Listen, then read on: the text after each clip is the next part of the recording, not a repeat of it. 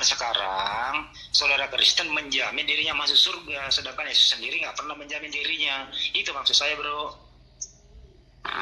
Ya pasti karena Yesus mengatakan dengan jelas, dibaptis, siapa yang dibaptis dia di surga. Berarti mengikuti cara Yesus, jalan Yesus, ajaran Yesus akan masuk surga. Apa ajarannya Yesus? Pertanyaannya harusnya melebarnya ke sana kan. Lo kok ngajakin saya bertanya gimana sih? Iya, pertanyaan kamu tuh simpel banget gitu loh. Di mana Yesus mengatakan dirinya dijamin masuk surga? Ya, memang nggak ada kata-kata Yesus kayak gitu kan? Iya nggak ada, tapi nggak ada sesuai dengan yang Ya, kamu bilang gitu. Iya. Nggak ada. Ya justru sekarang tadi kan Bro Yoga ngomong bahwa dia dirinya dijamin masuk surga, artinya seakan-akan melebihi daripada ilmu yang Yesus pegang waktu dia hidup gitu. Di situ kenanya sebenarnya itu barang. Enggak, bukan Bang. Kalau Abang minta yang tertulis bahwa Yesus itu bilang dia ke surga, itu memang nggak tertulis. Tapi kalau Abang yang nggak tertulis ya saya bisa beri. Contoh, misal Yohanes 13 ayat 3 bahwa Yesus akan kembali kepada Allah. Allah itu di mana Bang? Allah menurut pemahaman Kristen itu di surga Bang. Jadi Yesus ke surga lah. Itu menurut pemahamanku ya. Kalau Abang minta yang tertulis, Yesus mengucapkan seperti saya akan ke surga itu, saya nggak tahu ya. Tapi pemahaman saya seperti itu Bang. Nggak ada. Iya kan Mbak Yoga tadi ngomong gini, saya itu Kristen ini dijamin masuk surga. Saya kok heran, Yesus sendiri nggak pernah ngomong gitu kok, kalian berani gitu. Itu di situ sebenarnya. Ya kalau mau maaf Bang. Kalau mau ya gimana? Maaf. Ya maaf Bang, sebelumnya saya nggak bilang bahwa semua Kristen itu pasti masuk surga. Makanya saya bilang tadi yang ditebus Yesus itu bukan dosa pribadi kamu. Sekarang kamu mengaku Kristen, kamu percaya Yesus, tapi yang kamu perbuat itu bertolak belakang dengan apa yang diberitakan Yesus. Bagaimana kamu bisa bilang itu percaya Yesus Bang? Seperti itu maksud saya Bang. Jadi kalau begitu semua Kristen nggak ada yang selamat dong, karena nggak ada sesuai dengan ajaran Yesus kalau gitu. Itu kan pemahaman Abang. Makanya kita kan beda Bang. Bukan pemahaman saya, pernyataan Yesus sendiri. Oh, mana pernyataannya? Bilang apa pernyataannya, Bang? Mana ayatnya, Bang? Baik. Yeah. Yesus berkata, tak satu pun setitik secuil pun dari hukum Taurat Yesus akan menggenapi semua. Datang Paulus membatalkan semua. Sekarang saya mau tanya Anda ini, hukum Taurat masih berlaku apa enggak? Iya, berlaku. Berlaku. Terus bagaimana Efesus 2 ayat 15? Ya makanya saya pilih dengan Yesus itu lanjut selama aja.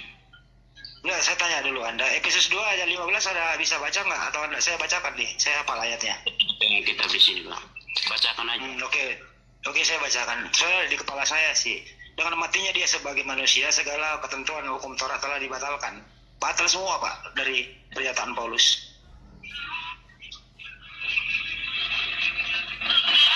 Baca teman-teman mau menjawab atau saya yang jawab nih? Lanjut Bang. Terus mau ngapain sekarang? Oke. Nggak bisa loncat dulu ya. Kita harus jawab satu-satu apa yang Handi tanyakan. Karena ketika kita tidak menjawab semuanya, itu menjadi sesuatu yang terlewat. Kita jawab dulu tentang Saya nggak bertanya, saya berpendapat. Silakan Anda sanggah. Siapapun yang mengikuti Yesus akan masuk surga. Tadi kamu membuat premis seakan-akan Yesus tidak pernah mengatakan itu. Yesus mengatakan itu. Di mana? 1 Korintus 11 ayat 1 sampai 2. Baca baik-baik ayatnya, jangan sampai kamu berpikir bahwa itu adalah tulisan ataupun perkataan orang lain. Baca baik-baik ayatnya. Jadilah peniru saya seperti saya Kristus. Sekarang saya memuji Anda karena Anda mengingat saya dalam segala hal dan mempertahankan tradisi itu. Yohanes 8 ayat 12. Sekali lagi Yesus berbicara kepada mereka berkata, sabar, akulah terang dunia. Ini ke Korintus apa ke Yohanes nih? Ya, ini ada nyambungnya, sabar saya jelasin dulu. Oh, oke. Aku adalah terang dunia. Siapapun yang mengikuti saya tidak akan berjalan dalam kegelapan, tetapi akan memiliki terang kehidupan. Terang kehidupan di sini bisa diartikan surga. Di ujungnya dia akan berjalan dengan kebaikan. Kebaikan itu hadiahnya adalah surga. Oke, Ya. saya tambahkan Jadi, dikit. Kata Yesus, akulah jalan dan hidup. Tidak ada sampai satupun sampai ke rumah Bapa kalau tidak melalui aku. Kenapa nggak pakai itu aja sih? penjelasan yang lebih signifikan yang tadi saya jelaskan, karena ketika kalian mengatakan jalan, nanti kita melebar lagi topik. Dia kan hanya jalan, gitu loh. Jadi cukup bahwa Yesus pernah mengatakan ketika Kepancing. kau mengikuti Kepancing. cara dia. Kok ya swasta kepancing dia ya jalan nggak? Nggak. Kepancing dia. Nggak. Kemakan omongan guru nggak bener lu. Kepancing sama gue lu. Udahlah. Ya udah yang lain lagi aja dah. Gue nggak mau debat dah. Gimana konsep keselamatan menurut Islam, Bang? Coba Abang jelaskan sedikit, Bang, biar kami dengar, Bang. Oh, Iya. konsep keselamatan Islam itu ya dosa tanggung masing-masing. Satu, hidup ini ada petunjuk. Petunjuknya di mana? Ya di Al-Quran dan Sunnah. Di situ ada larangan. Jangan dilarang larangan kita itu. Ada petunjuk, ya ikuti petunjuk itu. Insya Allah selamat. Kalau Islam tuh mudah gitu. Kalau dilarang jangan lakukan, kalau ada petunjuk ikuti gitu. Begini Bisa Bang. lebih spesifik, Perintah. Bang. Kalau itu kan semua agama kan menjauhi larangannya, lakukan perintahnya. Nah, itu Bang, maksud saya itu Mana? bisa lebih spesifik, Bang. Bisa lebih spesifik. Di mana ada Kristen larangannya ada? Di mana? Larangan apa? Ya kan itu sudah jelas, Bang. Kalau Lu- dilarang ya jangan dilakuin, Bang. Nah, maksud saya itu bisa lebih spesifik nggak? Misalnya contoh kami kan ditebus Iya. misalnya oleh Oh, Yesus. kasih itu contoh. kan ya misalnya lebih spesifik. Kasih contoh. Nah, ya, Ada keselamatan dari Islam itu bagaimana caranya? Gitu, Bang, maksud saya, Bang. perintahnya jelas. Muslim itu perintahnya jelas. Satu, sholat 5 waktu. Ya, 2 kali syahadat, sholat, zakat, naik haji yang mampu kan begitu. Tuh perintah. Larangannya apa? Banyak syariatnya. Apa macam-macam. Ada haram apa tentang makanan dan seterusnya. Banyak. Jadi kalau gue ceritain semuanya nih, ya butuh waktu lama. Yang penting prinsipnya itu perintah ikuti, larangan jangan. Dan ada satu dosa itu yang nggak bisa diampuni, yaitu musyrik, menduakan Tuhan. Itu nggak bisa, dijamin neraka jahanam gitu.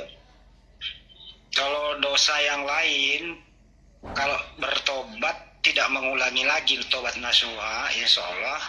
Ini kan Muslim selalu insya Allah loh. Kalau insya Allah itu artinya kalau Allah menghendaki, bukan pasti gitu loh.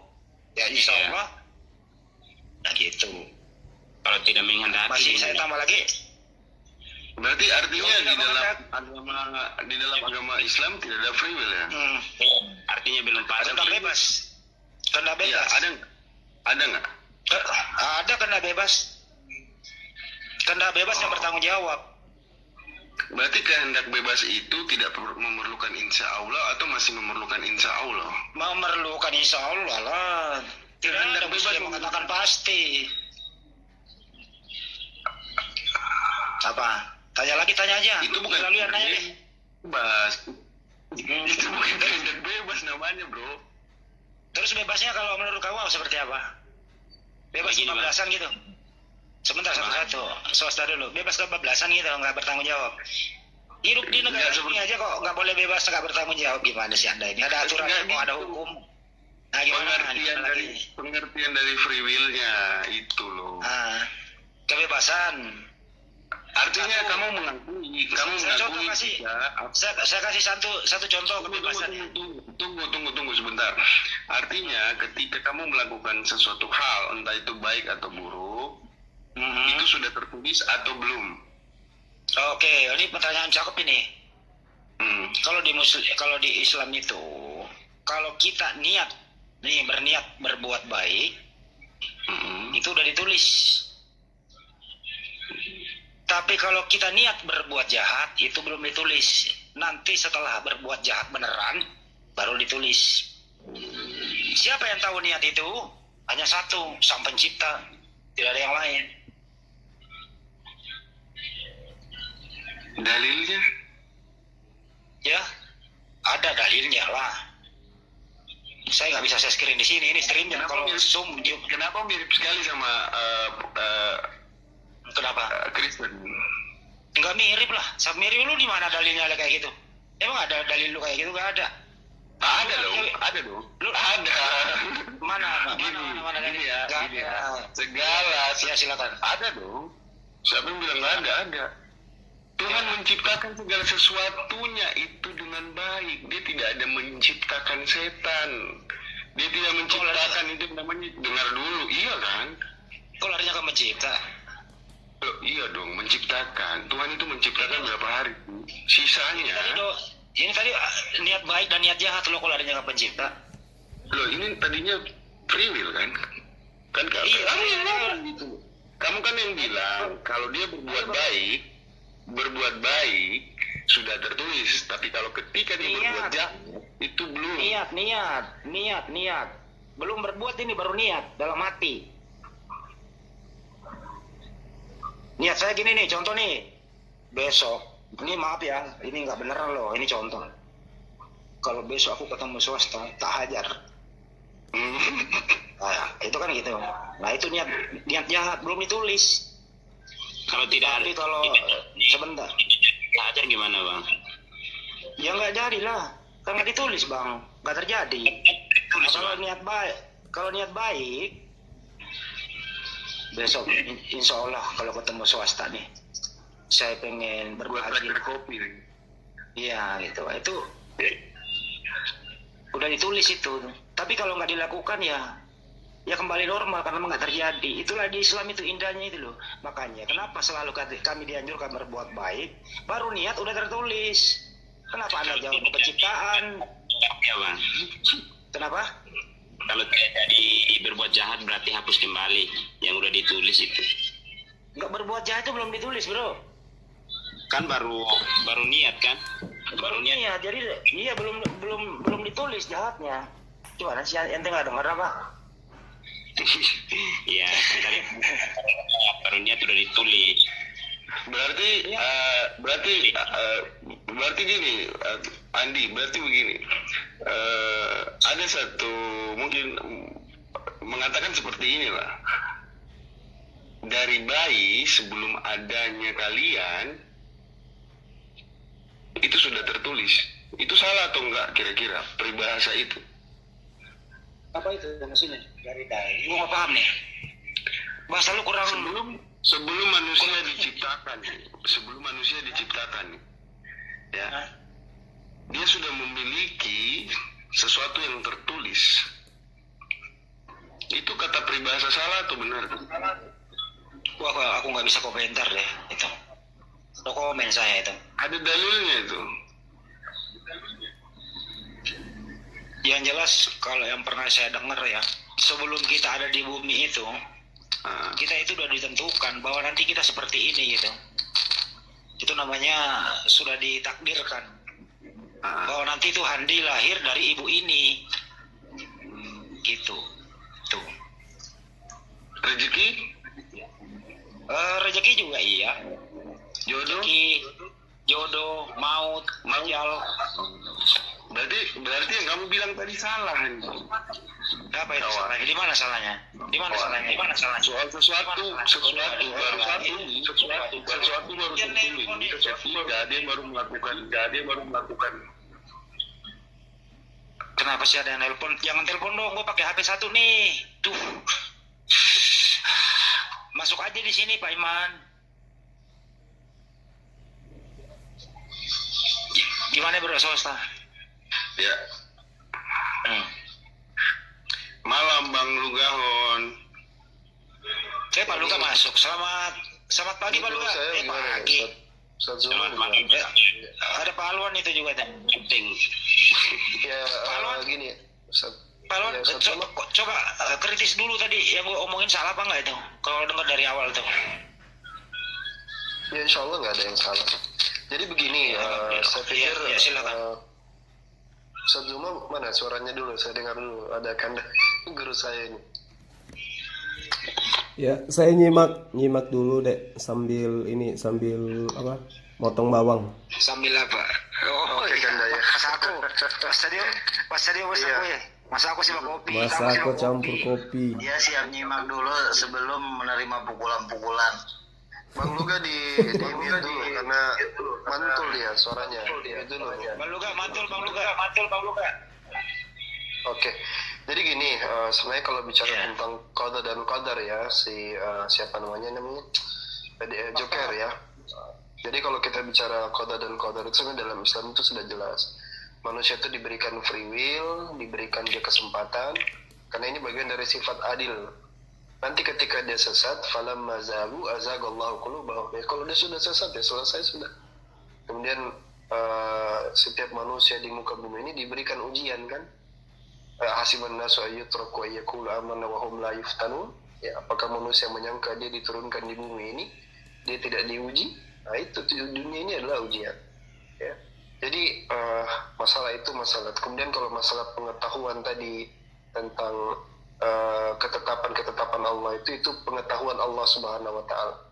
Kita manusia ini kan menjalaninya saja. Cuman satu hal yang harus dicatat bahwasanya Allah itu Maha Adil. Ya. Allah itu Maha Adil. Jadi tidak mungkin kita tidak bersalah, tidak ada kecondongan hati ke situ lalu kemudian kita dihukum.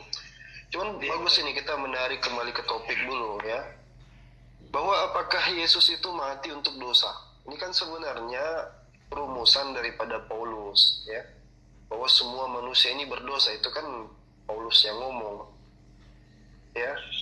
Sehingga kemudian hukum dosa itu adalah maut. Nah pertanyaannya itu memang sedikit menggelikan ya. Kalau misalnya kita upah dosa Pak Ustaz. Ya, upah dosa itu adalah maut. Itu semua kan adalah rumusan daripada Paulus. Nah, sekarang kita lihat dulu misalnya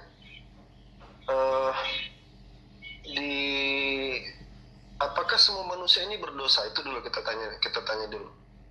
Terus apakah semua dosa itu harus dengan cara penebusan, ditebus dengan kematian Yesus misalnya? Ya, ini pertanyaan yang harus kita tanyakan. Ya, yang ketiga, kita sudah tanyakan apakah Yesus itu tahu dia datang itu untuk menebus. Jadi 3 pertanyaan pokok di sini ya.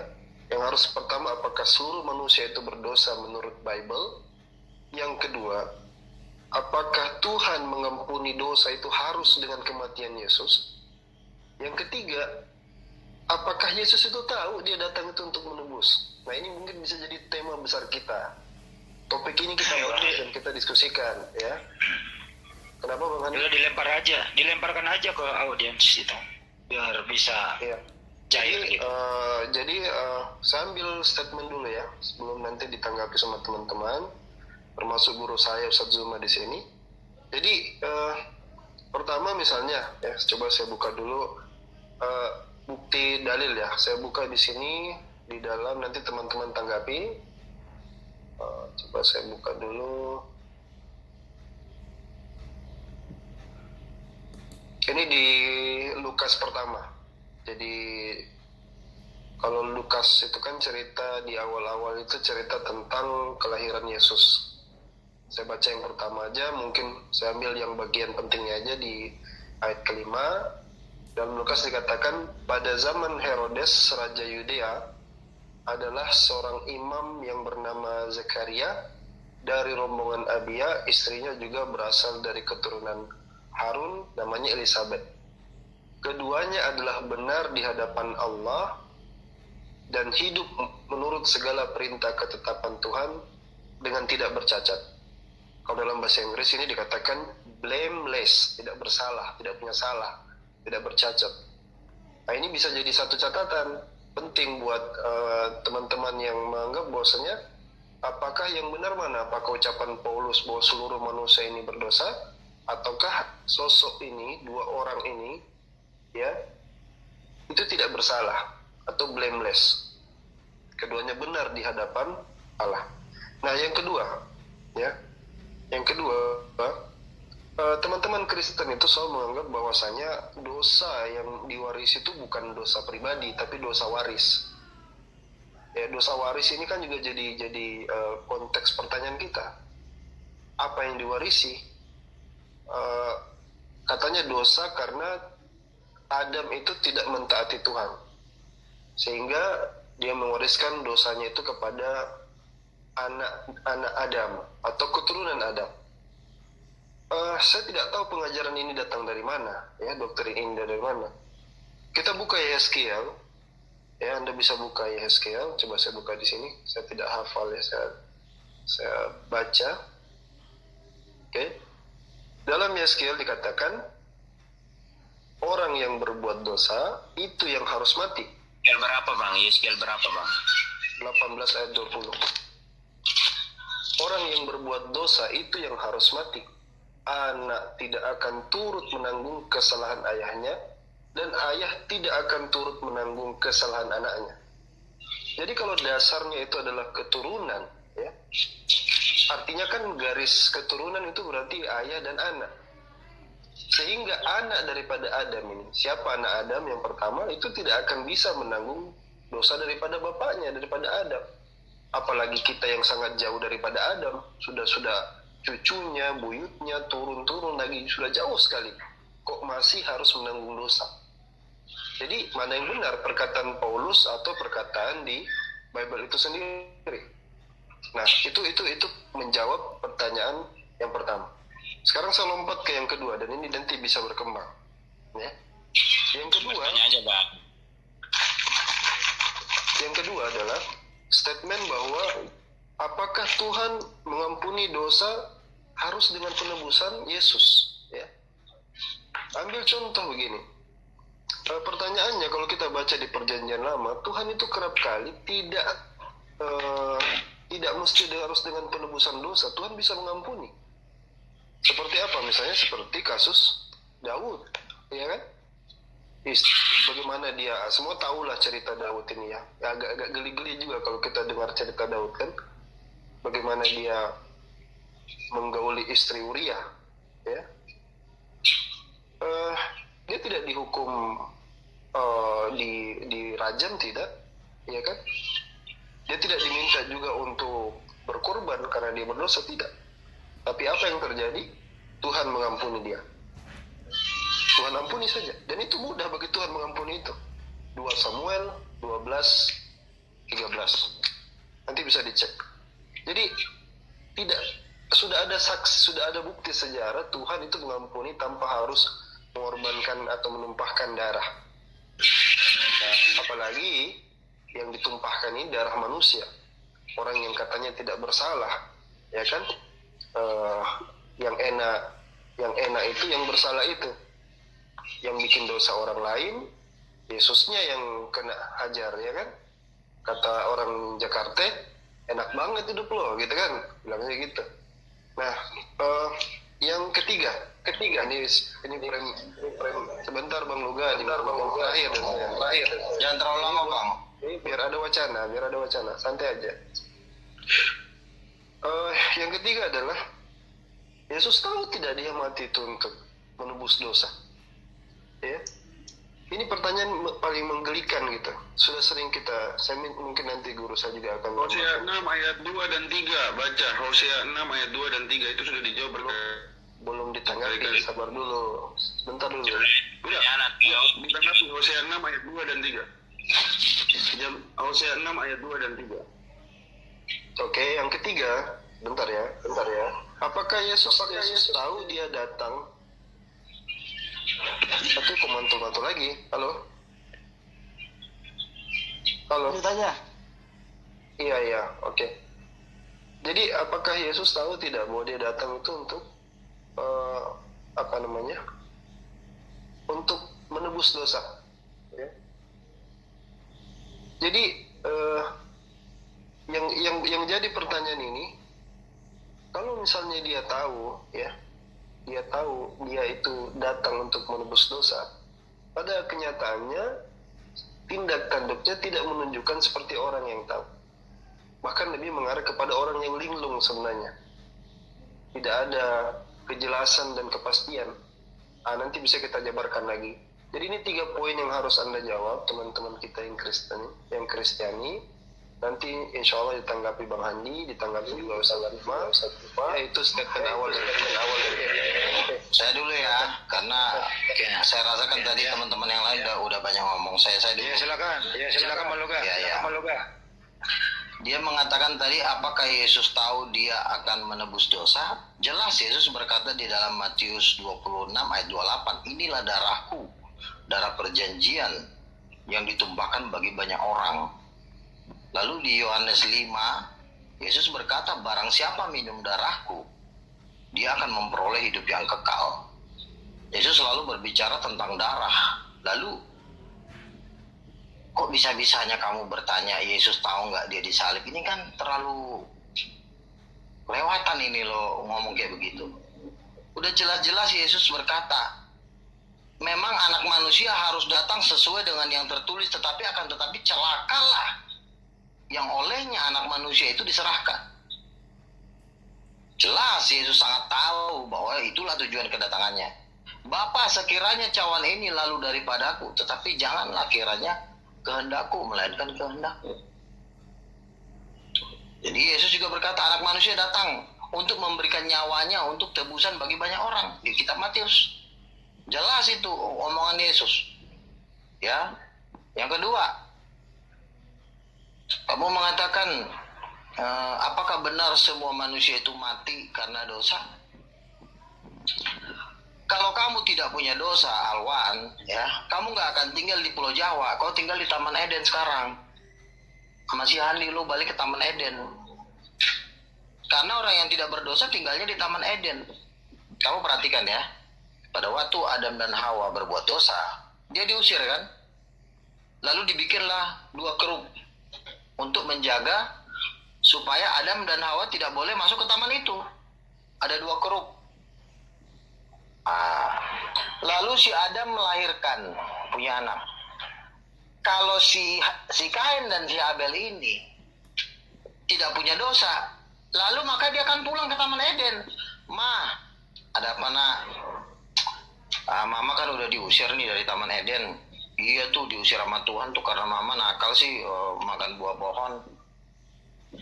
Ya udah kamu balik Gi, sono Taman Eden, biar mama aja di Irak sono. Faktanya anak dan Adam dan Hawa nggak ada tuh yang pulang ke Taman Eden. Nah, Taman Eden kan dijaga oleh 2 cherubim. Ini saya baca nih, ya.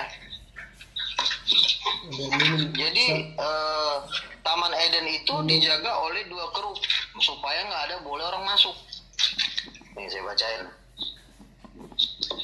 Ia lalu Tuhan Allah mengusir dia dari Taman Eden supaya ia mengusahakan tanah dari di mana ia diambil.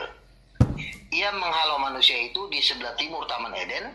Ditempatkannya lah beberapa kerub, bukan cuma 2 ternyata, beberapa kerub dengan pedang yang bernyala yang menyambar-nyambar untuk menjaga jalan pohon kehidupan. Ternyata di Taman Eden itu, saudara-saudara, masih ada 1 pohon lagi yang namanya pohon kehidupan. Kalau itu dimakan si Hawa dan si Adam, maka Adam dan Hawa akan hidup sampai selama-lamanya. Makanya dikatakan begini, ya, Tuhan mengatakan, berfirmanlah Tuhan, sesungguhnya manusia itu telah menjadi salah seperti seorang kita, tahu tentang yang baik dan jahat. Maka sekarang jangan sampai ia mengulurkan tangannya dan mengambil pula dari pohon kehidupan itu dan memakannya sehingga ia hidup untuk selama-lamanya. Jadi sangat jelas di sini dikatakan bahwa manusia itu diusir karena berbuat dosa.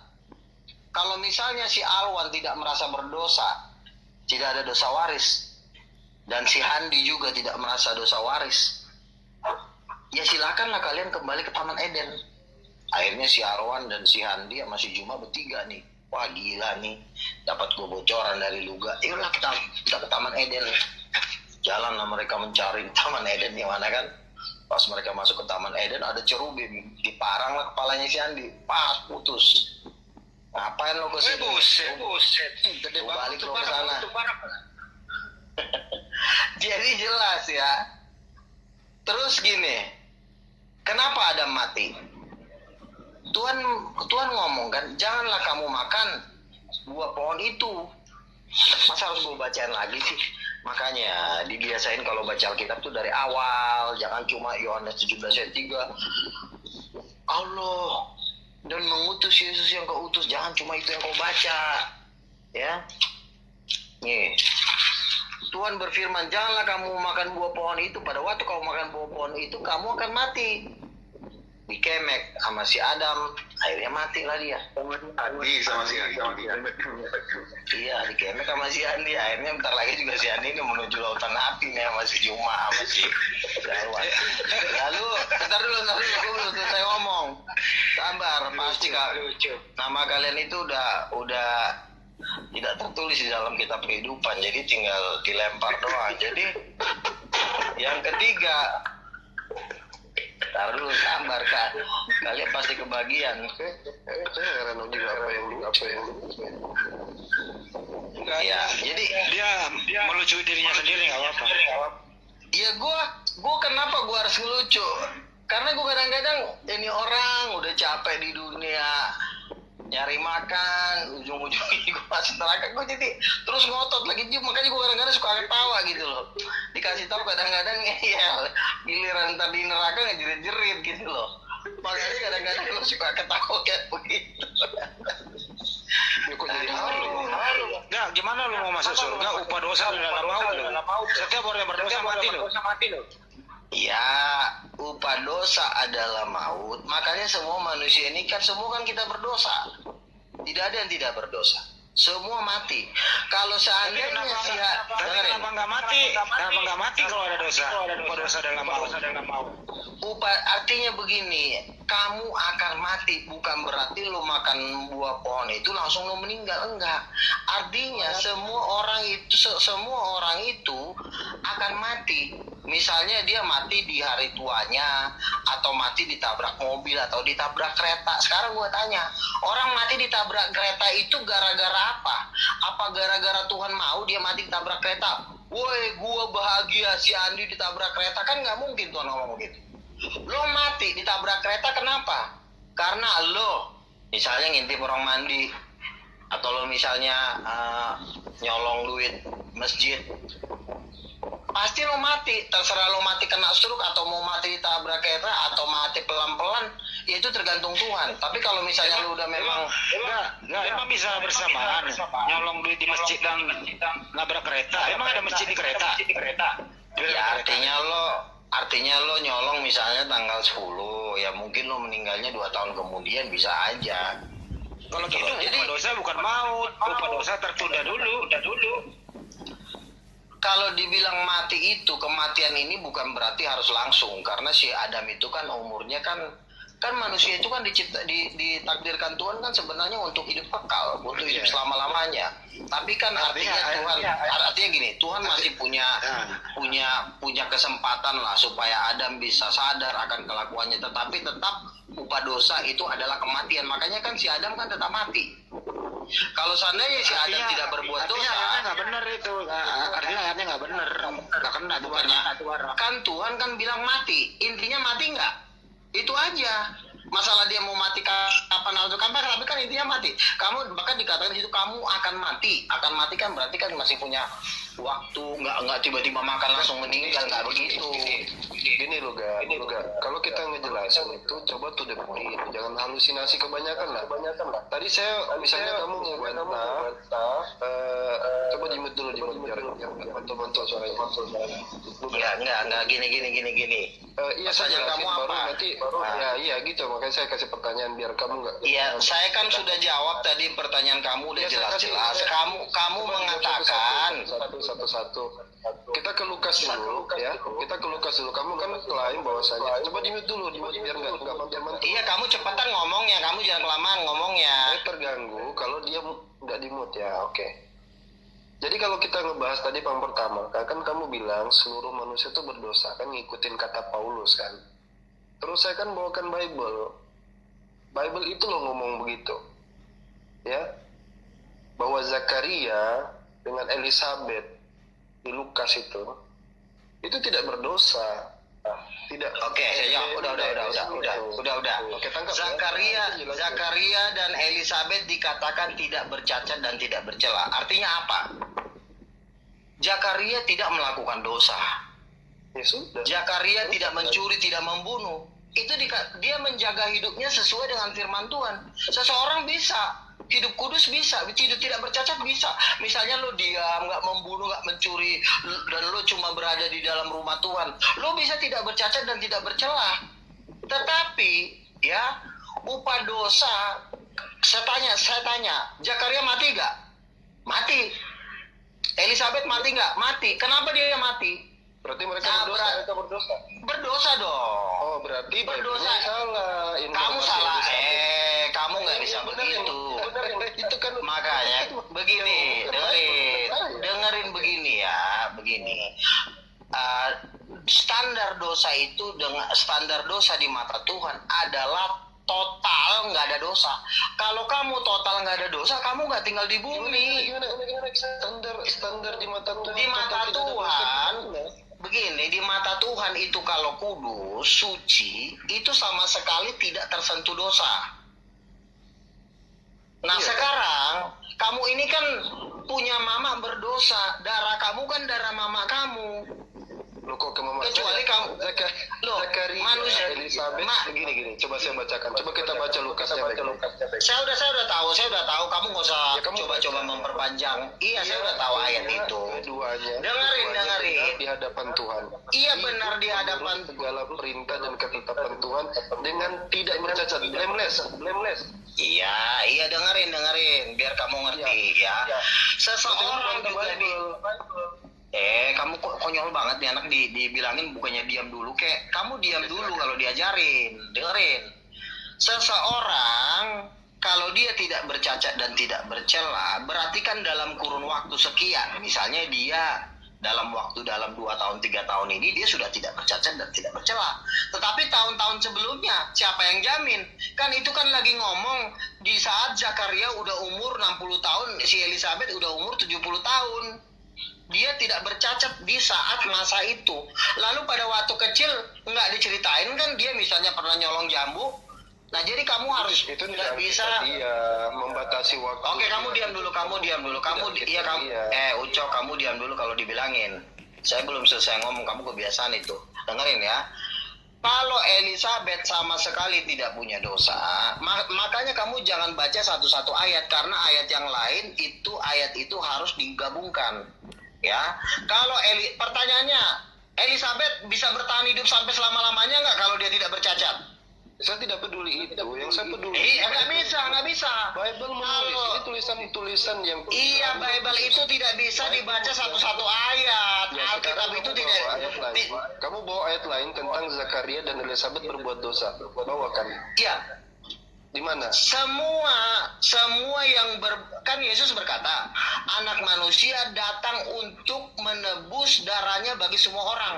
Ya, Nah, berarti Yesus yang berkata. Seluruh manusia berdosa kan Paulus. Yesus tidak pernah berkata seperti itu. Yesus berkata, inilah darahku yang tertumpah bagi banyak orang. Berkata seluruh manusia berdosa. Siapa yang mengatakan seluruh manusia berdosa juga? Matius 16 ayat 28. Kamu baca Matius gini. Yesus. Siapa yang mengatakan? Yesus yang ngomong. Yesus bilang seluruh manusia berdosa. Iya. Oke. Ya. Di mana itu? Jelaskan. Matius 26 ayat 28, inilah darahku, darah bertumpah bagi banyak orang dan bagi tebusan bagi banyak orang. Matius 26 ayat 28. Tentang seluruh manusia berdosa. Loh, inilah darahku untuk pengampunan dosa. Kamu baca, coba kamu baca deh, biar kamu jelas deh. Suka kasih masuk asumsi di dalam Bible kamu itu problem. Kamu baca dulu dong. Ucok, kamu baca dulu. Coba gini, Kamu kita baca. kembali ke konteks itu saja. Elizabeth dan Zakaria, Bible-mu mengatakan mereka tidak berdosa. Kamu tidak bisa. Kamu tidak bisa. Bukti dalil dari Bible kamu. Nih saya bacakan ya, kamu Elizabeth diam, dan Zakaria melakukan dosa. Kamu bisa diam nggak? Kamu bisa diam nggak? Sebab inilah darahku, darah perjanjian yang ditumpahkan bagi banyak orang untuk pengampunan dosa. Iya. Jelas gak? Ada tidak di situ kalimat seluruh manusia berdosa? Yang saya pertanyakan Bagi banyak orang itu bukan semua. Banyak orang itu mayoritas bisa juga gitu. Jadi coba dengarkan lu, dengarkan. Sekarang saya tanya sama kamu Premis saya ya. yang pertama. Kamu jangan lari dulu. Kamu jangan lari dulu. Kamu Seluruh jangan. manusia itu berdosa. Saya katakan, apakah seluruh manusia itu berdosa? Saya katakan itu konsep daripada Paulus.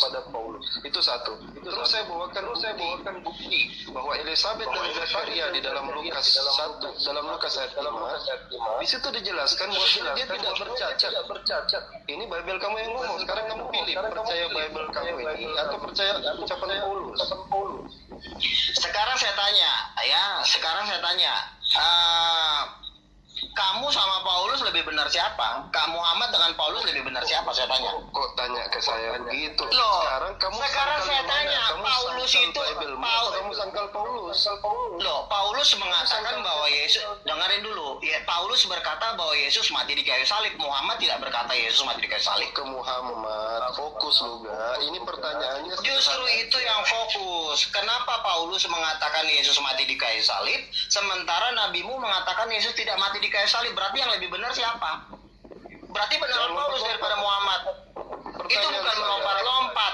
Pertanyaan saya, Paulus mengatakan Yesus mati di kayu salib.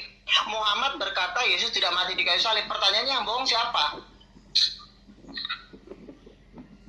Yang bohong ya Paulus. Ini lain. Sekarang saya tanya, dengerin ya. Paulus mengatakan Yesus mati di kayu salib.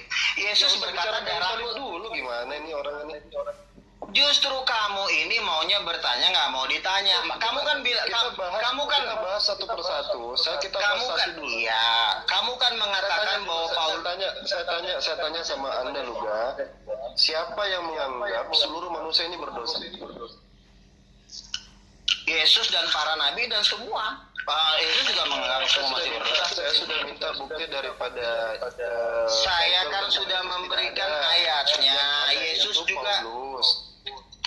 Sekarang seluruh manusia berdosa. Nah, kamu cuma mau ngeles saja. Intinya begini. Sekarang saya tanya, oke. Sekarang saya tanya sama kamu. Paulus mengatakan Yesus mati di kayu salib, benar apa bohong? Iya. Bohong. Iya. Oke, sekarang Paulus mengatakan seperti itu. Paulus mengatakan semua manusia berdosa. Itu konsep daripada Paulus. Kamu jangan kabur. Paulus berkata Yesus mati di kayu. Oh, kamu ini mau kabur namanya. Kamu mau kabur ini. Sekarang saya tanya, kamu kan mengatakan Paulus berbohong. Sekarang saya tanya sama kamu. Paulus mengatakan berbohong. Saya tanya kamu, Luga, mana yang kamu benarkan? Perkataan Paulus atau Bible-mu? sekarang kan ada bukti nih, ada bukti. Elizabeth dan Zakaria tidak bersalah, tidak bercacat, tidak berdosa. Yang bilang siapa? Bible-mu. Lalu kamu bilang bagaimana? Oh, itu waktunya dia terbatas di masa dia tua saja, dia tidak bercacat dan tidak bercela. Mungkin sebelumnya iya. Sekarang saya tanya, iya betul. Kamu ini kan mau cari aman nih. Ini trik-trik orang mau cari aman biar nggak bisa dijerat. Makanya dia dibandingkan sekarang saya tanya sama kamu. Kamu bawakan bukti Zakaria dengan Saya kan cuma bertanya sama kamu. Petrus berkata Yesus mati dan bangkit. Yesus juga mengaku mati dan bangkit. 12 rasul juga mengaku Yesus mati dan bangkit. Paulus juga berkata Yesus mati dan bangkit. Lalu yang salah yang mana? Muhammad berkata Yesus tidak mati. Yang salah kamu enggak tangkap soal. Persoalannya saya adalah saya ingin menegaskan pertanyaan saya pertama tadi. Ya. Apakah seluruh manusia begini bro. Kalau kamu tanya itu, penyaliman kebangkitan. dengerin. Pertanyaan kamu itu mengandung pertanyaan jebakan. Gini, pertanyaan, dengerin dulu. Makanya kamu jangan ketakutan kalau saya tanya. Kenapa kamu takut? Sekarang saya tanya. Ketawa-ketawa. Loh, sekarang kalau kamu nanya, kamu nggak fokus ke pertanyaan saya. Nggak bisa begitu. Kamu kan pertanyaan kamu itu adalah pertanyaan yang nggak perlu dijawab. Karena itu nggak ada gunanya dijawab. Nggak ada gunanya dijawab itu. Oke. Kalau gitu kita kasih kesempatan yang lain. Saya tanya ke Nah, ya udah. ke Joker dulu ya. Joker Nah, mana? berarti kamu udah kalah udah. Unmute dulu Joker. Udah kalah ya. Unmute dulu Bang. Selesai. Oke, Joker, coba dijawab. Joker ilmunya belum nyampe itu staf di situ. Joker ilmunya nggak nyampe. Nah, dia ini mau kabur nih manusianya nih. Giliran udah dijebak nih, dia kabur. Katanya saya yang Petrus kasih berkata jebakan, Yesus, sekarang katanya kamu sekarang saya cuma tanya, Petrus kan mengatakan Yesus mati di kayu salib. Yesus juga mengaku mati di kayu salib. Paulus mengaku mati di kayu salib. Lalu yang bertentangan yang mana? Bang Luga, maaf ya. Ya. Topiknya bukan di situ. Topiknya tadi itu adalah Begini bro, gua ngerti begini. Kalau kita mengambil topik itu, ya dengerin ya, gua paham maksudnya dia. Kalau kita mengambil topik itu dan kita ngikutin omongannya dia terus, itu nggak bakalan ada habisnya. Itu cuma sama juga dengan ngajak kita jalan-jalan. Itu bukan berdebat namanya. Itu bukan berdebat. Jatuhnya bentar Bang Luga. Kalau disangka dengan jujur, ini baru 5 menit kelar. Tidak, kan tadi kan gue udah bilang kan, Yesus berkata anak manusia mati menumpahkan darahnya bagi banyak orang, lalu dibilang lagi, ditafsir sama dia, banyak orang ini bukan semua. Lalu siapa yang banyak orang ini? Oke, saya kembali ke topik ya. Jadi enggak, kalau di situ, dengerin, bentar dulu ya. Ya, silakan. Bentar ya. Kalau kita ngikutin pertanyaannya dia, memang pertanyaannya dia ini pertanyaan zona aman. Kalau dia nanya ini, dia pasti aman. Karena dia punya kesempatan nanti untuk membantah pelan-pelan. Makanya dalam suatu perdebatan, kita nggak bisa memaksakan pertanyaan kita harus siap. Dua arah. Lo ditanya, lo siap ditanya. Karena pertanyaan akan menjawab pertanyaan. Nah, begitu. Kalau kita mau ngikutin pertanyaannya dia itu nggak akan ada habisnya. Itu contoh tadi kan. Yesus menebus dosa untuk semua orang. Lalu dibilang semua orang itu kan bukan berarti dari Adam sampai dan Hawa. Lah gimana kita mau jawabnya? Udah jelas-jelas di situ dikatakan semua orang. Jadi itu cuma pertanyaan yang bisa bikin dia ngeles. Nah, Baik, saya kembali ke topik dulu ya. Saya kembali ke Udah, topik. silakan. Ustaz Alwan mengatakan gini, ada satu ayat, upah dosa adalah maut. Tapi di ayat lain ada manusia mati tidak bercacat, tidak berdosa. Kenapa dia mati? Karena dia nggak punya dosa. Makanya kan saya bilang ayat itu kita tidak bisa menafsirkan ayat itu karena ayat harus ditafsir dengan ayat. Ayat nggak bisa ditafsir dengan otak kita. Kan ayat itu kan harus ditafsir dengan ayat. Sekarang ayat itu penjelasan ayat yang lain mana? Harus ada penjelasan ayat yang lain.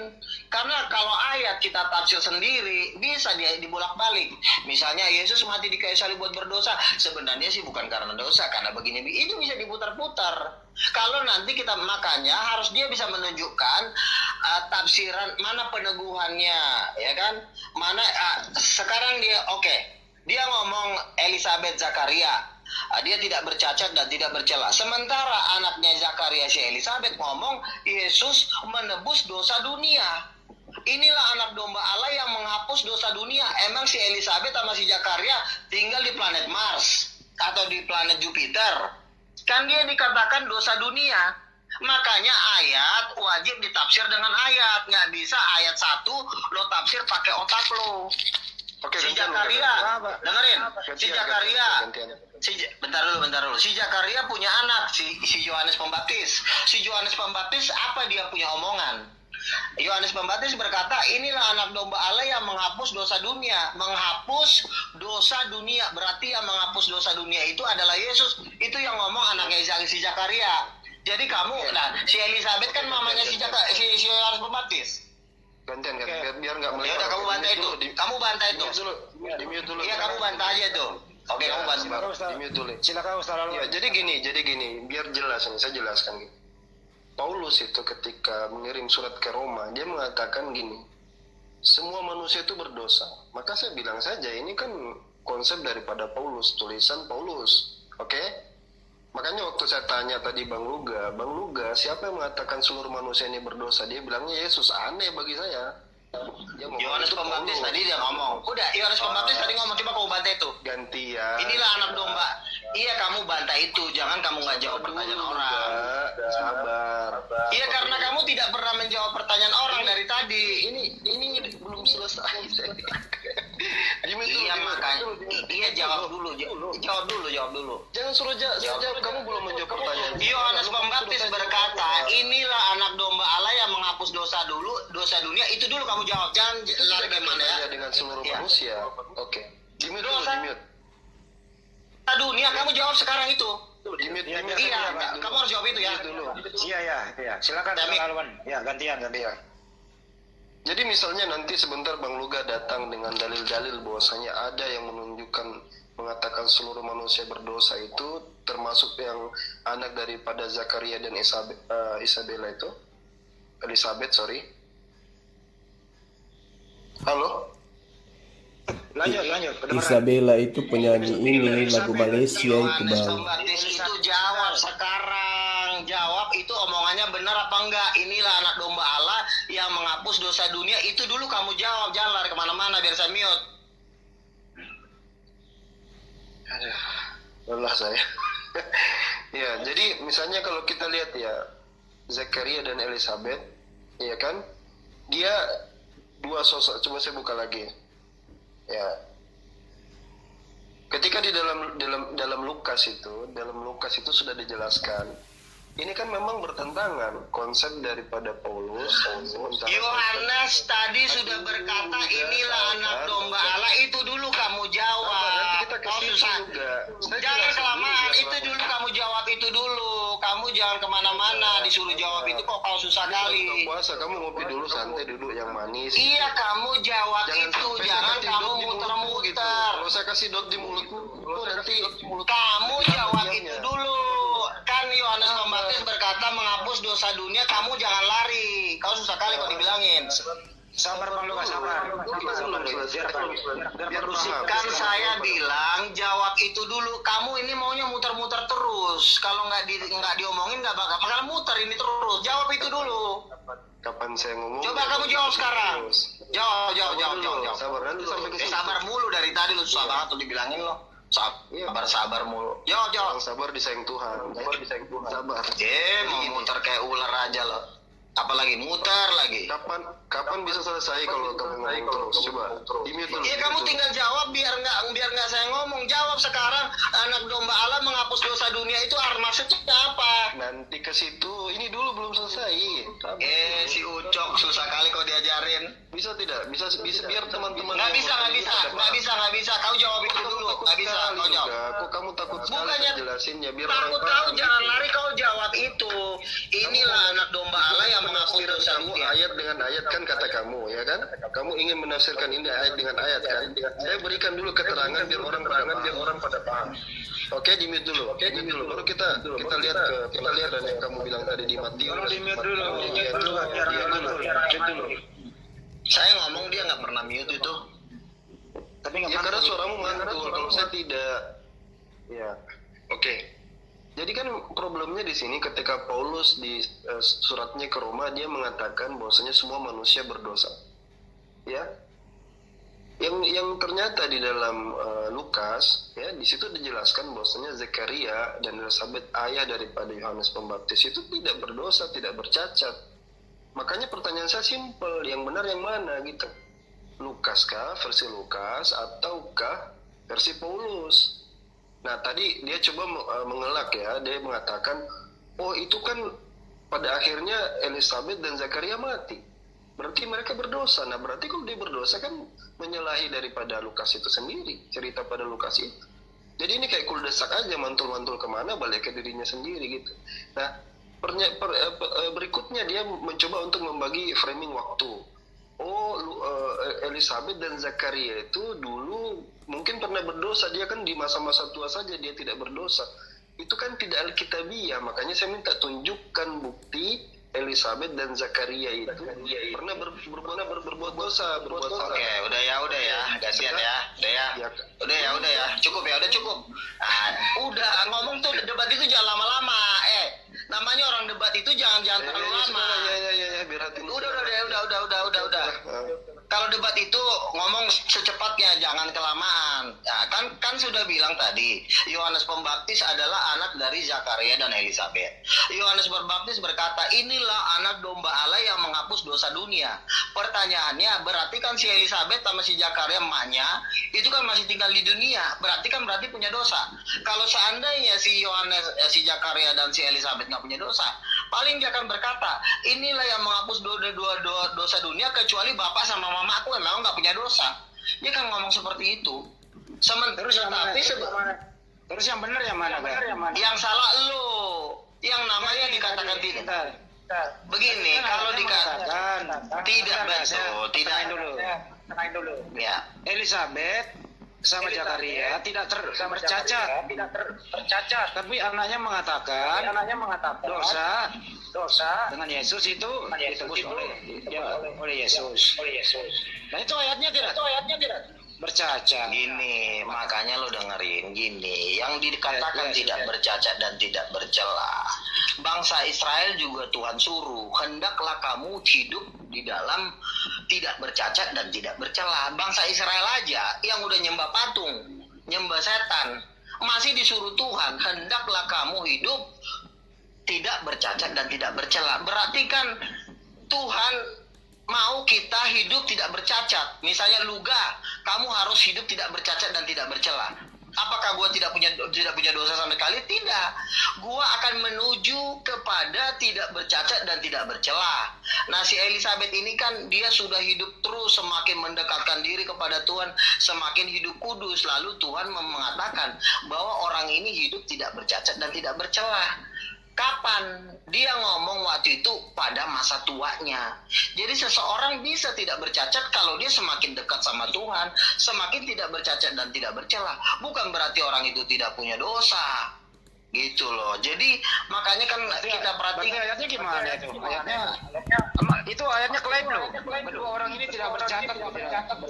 Iya kan, Tuhan kan ngomongnya kapan? Tuhan kan ngomongnya pada saat mereka selalu ada di bait Tuhan. Lo juga, seseorang juga bisa tidak bercacat dan bercela kalau misalnya dia tiap hari berada di dalam rumah Tuhan, dia menyembah, dia berdoa, dia nggak keluar-keluar, dan memang kan hidupnya anak kan seperti itu. Ya kan, artinya dia tidak ketemu banyak orang yang nanti bisa mancing dia maki-maki orang, dia bisa berbuat dosa. Jadi orang bisa semakin menguduskan dirinya. Itu bangsa Tuhan kepada Tuhan, firman Tuhan kepada bangsa Israel. Dengerin. Tuhan berfirman kepada bangsa Israel, hendaklah kamu hidup dengan tidak bercacat dan tidak bercela. Berarti Tuhan masih nyuruh kamu hidup dong, tidak bercacat dan tidak bercela. Nah, yang disuruh ini orang berdosa enggak? Hanya di bait Allah begitu. Tuhan berfirman kepada bangsa Israel, hendaklah kamu dengerin dulu. Iya, dengerin dulu. Kita kan untuk tidak bercacat dan tidak bercela kan kalau kita semakin dekat dengan Tuhan. Kalau lo tiap hari di diskotik, gimana lo mau bisa hidup tidak bercacat dan tidak bercela? Maka kan kita harus berada di lingkungan yang baik. Setidaknya kamu dekat dengan Tuhan. Kalau kamu dekat dengan Tuhan, maka kamu hidupnya semakin disempurnakan. Karena bangsa Israel pun menyuruh bangsa Israel itu untuk hidup. Ada ayatnya, hendaklah kamu hidup, kuduskanlah dirimu. Kuduskanlah, artinya kamu bisa dikuduskan, bisa dari kotor bisa dibersihkan.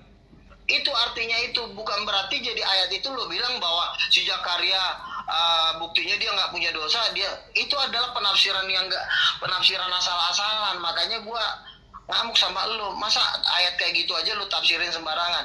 Nah, lalu ayat yang mengatakan inilah anak domba Allah yang menghapus dosa dunia, berarti si Yohanes Pembaptis sudah berbohong dong bahwa si bapaknya nggak punya dosa.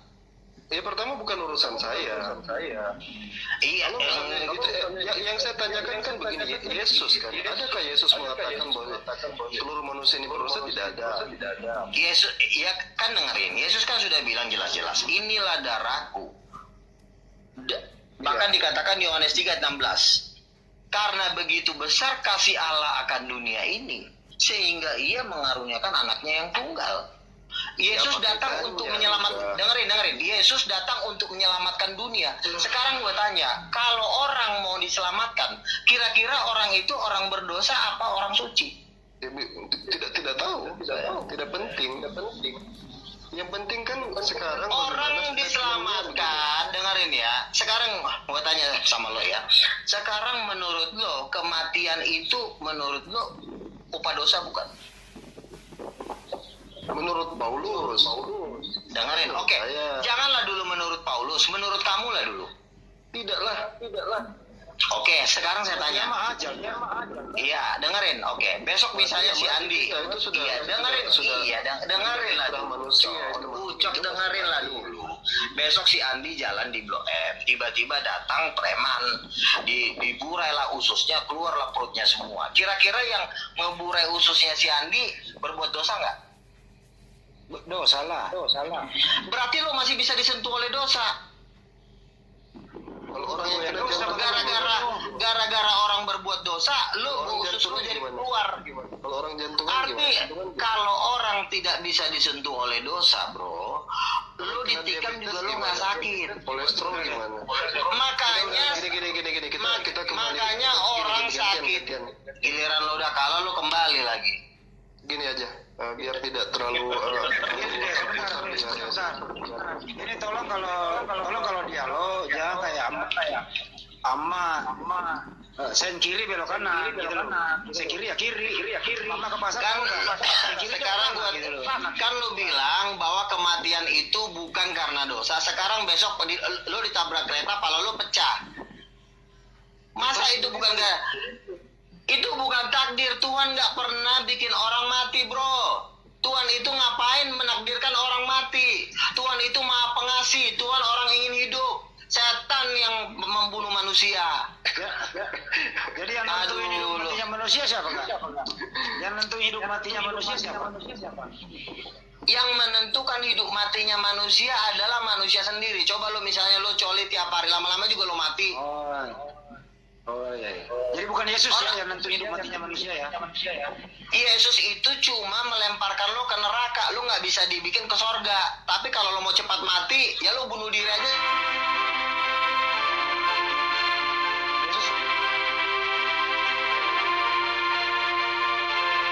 Bentar.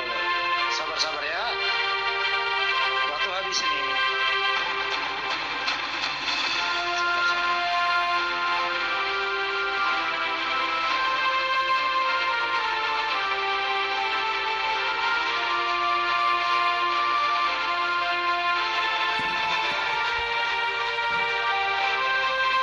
Sabar.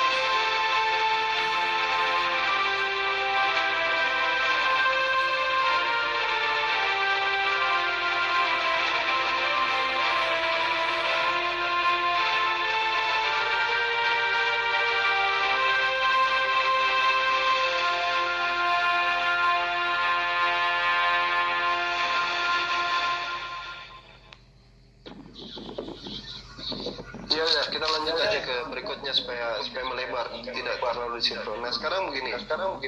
Dosa waris. Kan? Ketika misalnya ini kan semua kembali ke konsep Paulus. Cuma saya nggak enak ini ada guru saya satu. Dimet dulu kak. Tolong kak, dimet dulu. Paulus itu memang hanya menjabarkan lebih detail karena memang dia kan tugasnya dia kan rasul untuk bangsa-bangsa. Memang dia dipercayakan lebih detail. Jangan karena lebih detail gue bilang ajaran Paulus. Dimute dulu lo gak dimute dulu. Gantian. Nah, jadi minta nanti Sajuma juga masuk menanggapi biar kita semua terlibat ya, Yoker juga dan lain. Jadi saya kasih statement dulu, habis itu saya minta Yoker atau Sajuma, Bang Luga ditahan gitu. Nah, yang pertama menurut saya ya, saya Kok jadi lo yang ngatur sih? ya nanti kembali ke Bang Handi. Usul ke Bang Handi. Iya maksudnya kok jadi lo sebenarnya ini apa sih? Lo moderatornya atau gimana sih sebenarnya? Gue tanya lo di sini jadi apa? Kok jadi lo yang ngatur? Ya Ucok, udah. ini debat bro. Kalau debat itu kecuali moderator yang bilang ya. Dengerin dulu gue ngomong. Di sini kan kita berhak ngomong. Dengerin kamu. Karena lo kebanyakan ngomong. Pak Luka 2 menit. Silakan Pak Luka 2 menit. Kemudian keluar silakan. Iya, jadi begini lo di sini nggak usah ngatur-ngatur. Kita di sini kan debat bersama. Jadi kayak suka-suka orang. Siapa yang tergerak ngomong. Kalau siapa sih yang Kristen lain mau ngomong juga gue nggak larang kan. Jadi lo nggak usah ngatur-ngatur di sini. Lu takut. Masuk ke poin aja. Ya, jadi gini, Paulus itu ya mengatakan semua orang mati karena dosa, betul. Tapi memang penjelasan Paulus itu adalah penjelasan rinci. Karena dia kan ditugaskan sebagai rasul, kan nggak semua Yesus harus bisa ngomong detail omongan itu, kan omongan kan banyak. Sementara dia kan hidup cuma 3,5 tahun, makanya tugas-tugas itu diberikan kepada setiap rasul. Petrus tugasnya ini, Yohanes tugasnya ini. Memang Paulus itu lebih rinci, lebih jelas dia memang untuk menjelaskan. Tetapi inti dari ajaran Paulus, Yesus adalah Raja, Yesus mati dan bangkit. Itu aja dua inti ini patokannya. Sementara Yesus juga sama, mengaku raja, lahir dari suku Yehuda, sama dengan ajaran Paulus, ya kan? Dia mati dan bangkit sama dengan ajaran Yesus, ajaran Petrus. Karena Paulus itu pun harus disortir sama Petrus. Tidak bisa dia jadi rasul kalau dia tidak ditabikan sama Petrus. Kan dia mentabiskan si Paulus kan si Petrus. Si Petrus juga mengatakan Yesus mati dan bangkit. Nah, jadi itu bukan ajaran Paulus. Silakan. Oke, makasih Pak Loga. Silakan Ustaz Alwan. Iya. Jadi kalau misalnya kita buka Yeskiel ya. Yeskiel itu di perikopnya itu setiap manusia itu bertanggung jawab atas dirinya. Yeskiel berapa Pak Alwan? Yeskiel berapa? 18. Ayat? Ya dari ayat 1 aja dibaca terusnya aja, itu sudah perikopnya, udah setiap manusia bertanggung jawab atas dirinya. Jadi setiap manusia itu bertanggung jawab atas dirinya ya dalam hal apapun gitu. Nah yang paling jelas itu adalah ketika kita buka Yeskiel 18 yang ayat 20 itu mungkin to the point-nya ya, atau bisa kita katakan core atau intinya. Orang yang berbuat dosa itu yang harus mati. Anak itu tidak akan menanggung kesalahan bapaknya. Bapak juga tidak akan menanggung kesalahan anaknya. Jadi dua arah, bapak ke anak, anak ke bapak. Tidak boleh itu. Masing-masing menanggung dirinya sendiri perbuatannya. Nah ini juga bertentangan dengan konsep daripada dosa waris itu. Tapi ini kan semua berasal daripada pemikiran Paulus itu. Harus ada penebusan, upah dosa adalah maut, dan seterusnya, hingga merujuk kepada dosa waris ya. Karena mereka kan menjadikan juga tulisan-tulisan daripada Paulus ini bagian daripada firman Tuhan, di kanon juga. Jadi problematik. Ketika misalnya kita baca ini, ya, Yeskiel di 18 itu bahwa bapak tidak menanggung dosa anak, anak juga tidak menanggung dosa bapak. Nah itu menjadi kontradiksi, menganggap bahwasanya Adam itu karena garis keturunan ya, kita ini keturunan Adam, jadi kita juga ikut mewarisi dosa daripada Adam. Loh kok gitu? Nah kan gitu. Jadi sedikit lagi. Jadi saya pikir ini sama dengan yang tadi. Ketika Paulus mengklaim semua manusia berdosa, lalu kita dapati fakta di dalam Bible sendiri di Lukas dijelaskan bahwasanya Elizabeth dan suaminya Zakaria itu baik di mata Tuhan, tidak bercacat, blameless, tidak bersalah, tidak ada salahnya, kuduslah bahasa sederhananya. Nah, jadi ini nanti dijelaskan, dan saya ingin biar dia berkembang. Usul saya ke Bang Handi, kasih kesempatan yang lain, biar kita semua bisa kesempatan ngomong gitu. Karena kita ada guru saya juga di sini, ada Ustaz Zuma dan lain-lain. Ya, silakan. Ya, terima kasih Ustaz Alwan. Jadi topiknya bergeser kan nih. Upah dosa dalam maut dan dosa waris. Ada yang Kasih Cuma dulu ngomong. Kasih Cuma aja yang ngomong dulu. Ya. Ustaz Zuma Silakan. Oke. Yang Kristen dulu. Thank you. Ya malah nambahin nih. Oke, semangat malam kawan-kawan. Yang lain di-mute dulu. Silakan. Jadi kalau teman-teman Kristen itu mengakui Yesus itu adalah juru selamat, dia adalah penebus dosa waris, dan seterusnya. Lalu yang menjadi hal yang perlu diperhatikan di sini adalah siapa juru selamat itu menurut Yesus. Kalau orang Kristen kan juru selamatnya adalah Yesus, dengan menjadikan ajaran Paulus dan kawan-kawan sebagai acuan, mendudukkan Yesus itu sebagai juru selamat. Tapi kalau kita cermat, melihat daripada ajaran Yesus itu sendiri, siapa juru selamat itu menurut Yesus? Jangan menggunakan Al-Quran, karena kalau Al-Quran yang mempretelin ini, maka Al-Quran sangat gamblang menjelaskan. Nah, cukuplah ajaran dari kitabnya teman Kristen sendiri. Kalau Yesus menerangkan tentang juru selamat, maka satu-satunya juru selamat menurut Yesus itu adalah Allah.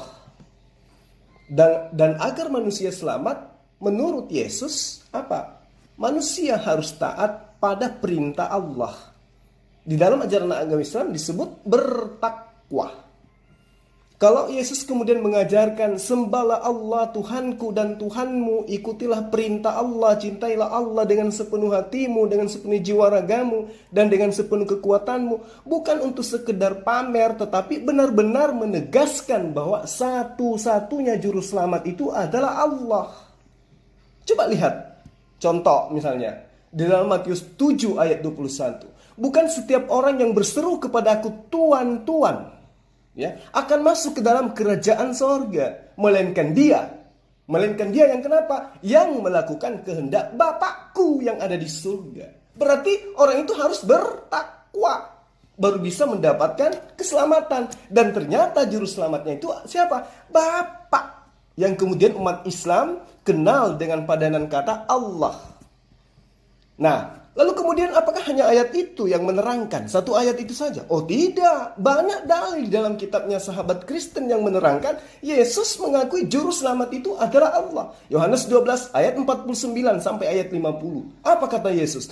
Aku berkata-kata bukan dari diriku sendiri, tetapi Bapa yang mengutus aku. Dialah yang memerintahkan aku untuk mengatakan apa yang harus aku katakan dan aku sampaikan. Dan aku tahu bahwa perintahnya itu adalah hidup yang kekal. Perintah siapa? Perintah Allah, perintah Bapa. Jadi apa yang aku katakan, kata Yesus, aku menyampaikannya sebagaimana yang difirmankan Bapa kepadaku. Jadi juru selamatnya siapa? Bapa. Lalu Lukas 3 ayat 3. Sedikit lagi bang. Sedikit lagi. Sabar. Baru saja itu. Sabar. Apa kata Yesus? Lanjut. Dalam Lukas 3 ayat 3. Bertaubatlah dan berilah dirimu dibaptis. Kalau kita merujuk kepada baptis yang dilakukan oleh Yohanes, bertaubat di situ.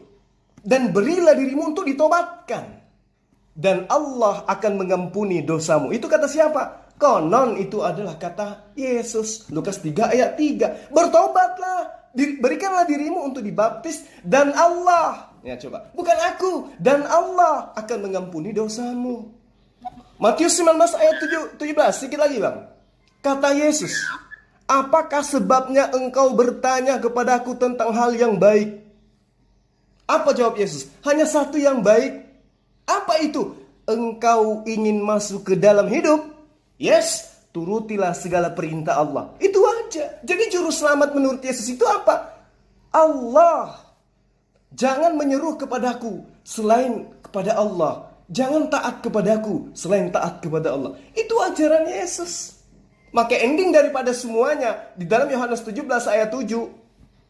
Mereka semua sekarang tahu. Mereka siapa? Orang yang menggunakan akal. Bahwa apapun yang ada pada diriku, aku ini disebut oleh Zakaria, oleh Elizabeth, menghapus dosa, menanggung dosa, walaupun original teksnya tidak demikian adanya. Orang mengaku saya ini adalah penebus dosa, penghapus dosa, bisa membangkitkan orang mati, bisa ini, bisa itu. Tapi mereka semua sekarang tahu bahwa apa yang ada pada diriku itu semua berasal daripadamu. Udah selesai. Berarti juru selamat menurut Yesus itu adalah Allah yang maha suci lagi maha tinggi. Disebut di dalam bahasa Arab Subhanahu wa ta'ala. Silakan lanjut. Oke. Semua pertanyaan Bapak itu saya jawab dengan satu pasal aja deh. Satu pasal aja. Di Yohanes 14 ayat 6. Oke, kita baca sampai ayat ke-11. Di ayat 6 yang dikatakan, kata Yesus kepadanya, akulah jalan dan kebenaran dan hidup. Tidak ada seorang pun yang datang kepada Bapa kalau tidak melalui aku. Ayat 7-nya Pak. Sekiranya kamu mengenal aku, pasti kamu juga mengenal Bapakku. Sekarang ini kamu mengenal dia dan kamu telah melihat dia. Ayat 8 ya. Kata Filipus kepadanya, Tuhan, tunjukkanlah Bapa itu kepada kami. Itu sudah cukup bagi kami. Ayat 9-nya. Kata Yesus kepadanya, telah sekian lama aku bersama-sama kamu Filipus, namun engkau tidak mengenal aku. barang siapa telah melihat aku, ia telah melihat Bapa. Bagaimana engkau berkata, tunjukkanlah Bapa itu kepada kami? Ayat 10-nya. Tidak percayakah engkau bahwa aku di dalam Bapa dan Bapa di dalam aku? Apa yang aku katakan kepadamu, tidak aku katakan dari diriku sendiri, tetapi Bapa yang diam di dalam aku, dialah yang melakukan pekerjaannya. Ayat 11 ini yang paling sentral nih Pak. Ini masih Yesus nih yang mengatakan nih, kalau di handphone saya ini warna merah kalau perkataan Yesus. Ayat 11 ya, percayalah kepadaku bahwa aku di dalam Bapa dan Bapa di dalam aku. Atau setidak-tidaknya percayalah karena pekerjaan-pekerjaan itu sendiri. Boleh jelas ya? Jelas semuanya? Sekian. Boleh, saya tanggapi ya. Saya tanggapi kawan-kawan, boleh ya? Boleh, siap. Oke, satu ayat saja dari kitab Anda untuk membantah semua itu. 1 Timotius 6 ayat 16. Dialah satu Comot kitab Paulus nih ya. Ini untuk menampar kalian. Ini untuk menampar kalian. Ini untuk menampar kalian. Ya. Ini untuk menampar kalian. Kalau saya pakai Al-Qur'an, Oke, atau saya live aja di sini. Saya live aja ya dari sini ya. Saya live dari sini ya. Kalau kalian tidak bisa menghargai saya, mending saya keluar. Coba tenang dulu, tenang. Coba belajar Satu-satu berbicara. Jangan panik kalau kalian ditampar oleh kitab Anda kitab sendiri. Saya hanya menggunakan dalil untuk membunuh karakter kesesatan yang ada pada diri kalian. Anda mengambil Yohanes 6:14. Ya. Tetapi di dalam kitab Anda sendiri harusnya Anda sadari 1 Timotius 6 ayat 16, dialah satu-satunya yang tidak takluk kepada maut, bersemayam dalam terang yang tak terhampiri seorang pun. Bisa diam nggak? Bisa diam nggak? Nanti Anda tanggapi, nanti ya. Nanti. Jangan ketakutan kalau saya lagi ngomong. Saya diundang ke sini untuk mewaraskan kalian. Benar. Malam ini jadwal saya moderator ya, tolong ya. Saya diundang ke sini untuk mewaraskan serigala hitam, ngerti? Mending saya tidur. Saya manusia ciptaan Tuhan Yesus. Anda keturunan serigala. Tenang dulu kawan. Love Yesus tenang dulu. 1 Timotius 6 ayat 16. Dialah satu-satunya Itu bukan perkataan Yesus, Pak. Ya ampun. Sabar. Sabar kawan, sabar. Ini untuk membantah kamu. Ini dari kitabmu sendiri. Tadi bilangnya harus perkataan Yesus. Kok sekarang jadi Sebentar. Begini, Love Yesus. Love Yesus coba dengar baik-baik. Jangan jadi kayak anak-anak gitu. Belajar untuk mendengar ya. Tadi kan katanya jangan pakai ucapan Paulus. Kok sekarang pakai ucapan Paulus? Sabar, biarkan dulu selesai Ustaz Zumar ya. Bentar. Gini. Sebentar, woi. Sebentar. Nanti. Oke, tadi. Oke. Baik, tadi saya Kalau jangan marah-marah ya. Karena marah-marah, kamu kayak anak-anak. Sebentar. Kamu dulu ya, Ustaz Alwan diam dulu. Biarkan dia yang ngomong dulu, silakan. Pada ketawa-ketawa malu loh. Silakan, ngomong dulu. Kalau di HP saya itu warna merah, Pak, bukan perkataan Paulus. Oke. Baik. Jadi gitu, Pak. Oke, Sekarang baik. Saya tanya ente. Tunggu bang. Ini orangnya harus kasih pelajaran ya. Ya silakan. Tunggu bang. Kamu yang warna merah. Oke. Kamu akan saya kasih yang warna merah dan yang barusan kamu ucapkan tadi. Oke? Iya, tunjukin, Pak. Yohanes 14 ayat 6 yang kamu baca di awal. Akulah jalan dan kebenaran dan hidup. Tidak ada seorang pun yang sampai kepada Bapa tanpa melalui Yesus. Siapa yang menjadi tujuan di situ? Yesus atau Bapa? Ayat 7-nya dong, baca lagi dong. Tunggu dulu. Ayat 7. Jawab dulu. Tunggu dulu. ini yang menjadi sentral siapa? Yang menjadi sentral di sini siapa yang menjadi sentral? Tunggu. Nah, itu dia penjelasannya Pak. Ya ampun, dia Tuhan Yesus memalukan banget sih, satu ayat dong. Tidak ada yang sampai kepada Bapa. Siapa yang menjadi tujuan akhir? Jawab. Ayat 7 mana? Saya tanya dulu, ayat ini dulu. Ayat ini dulu. Yang menjadi tujuan akhir siapa? Yesus atau Bapa? Hah? Yesus lah, Yesus itu kan ada dalam Bapa dalam Yesus, gimana sih? Loh. Tidak ada yang sampai kepada Bapa. Ayo, jadi yang menjadi acuan itu siapa di situ? Yang menjadi akhir daripada perjalanan siapa? Yesus atau Bapa? Ya Yesus lah. Yesus selevel Pak Joma.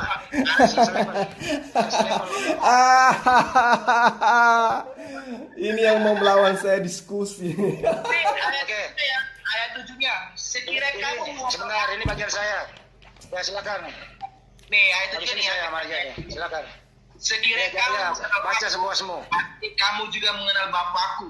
Ya. Sekarang ini kamu mengenal dia dan Ya. kamu telah melihat dia. Siapa itu dia? Yaitu Bapa yang ada Oke. di Yesus. Oke, jadi kalau menurut Anda melihat Yesus itu sama melihat Bapa? Oh iya jelas. Jadi membunuh Yesus sama membunuh Bapa. Bapak itu kan enggak.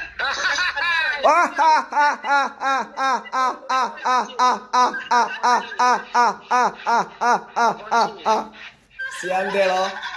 Kunci kan? Kasihan deh lo. Ilmu belajar dulu ya, belajar. Kamu masih bayi bagi saya. Ya ampun, apalagi lu Pak, gua enggak. Dan ini giliran saya. Saya tanya dulu Anda ini, bro. Waktu Yesus berkata seperti itu, posisi Yesus sebagai Tuhan apa sebagai apa? Waktu Yesus berbicara seperti itu. Sebagai manusia lah, cuman Sebagai manusia. Sebagai manusia. Ternyata sebagai manusia. Begini. Saya jelaskan sedikit dulu ya. Saya dari tadi diam kan, saya jelaskan dulu. Ya, silakan. Yesus itu turun dengan dua natur. Ahai. Ilahian. Penjelasan ini penting. Mungkin kalian ketahui. Tunggu dulu. Saat Yesus ngomong itu, kalian harus pahami.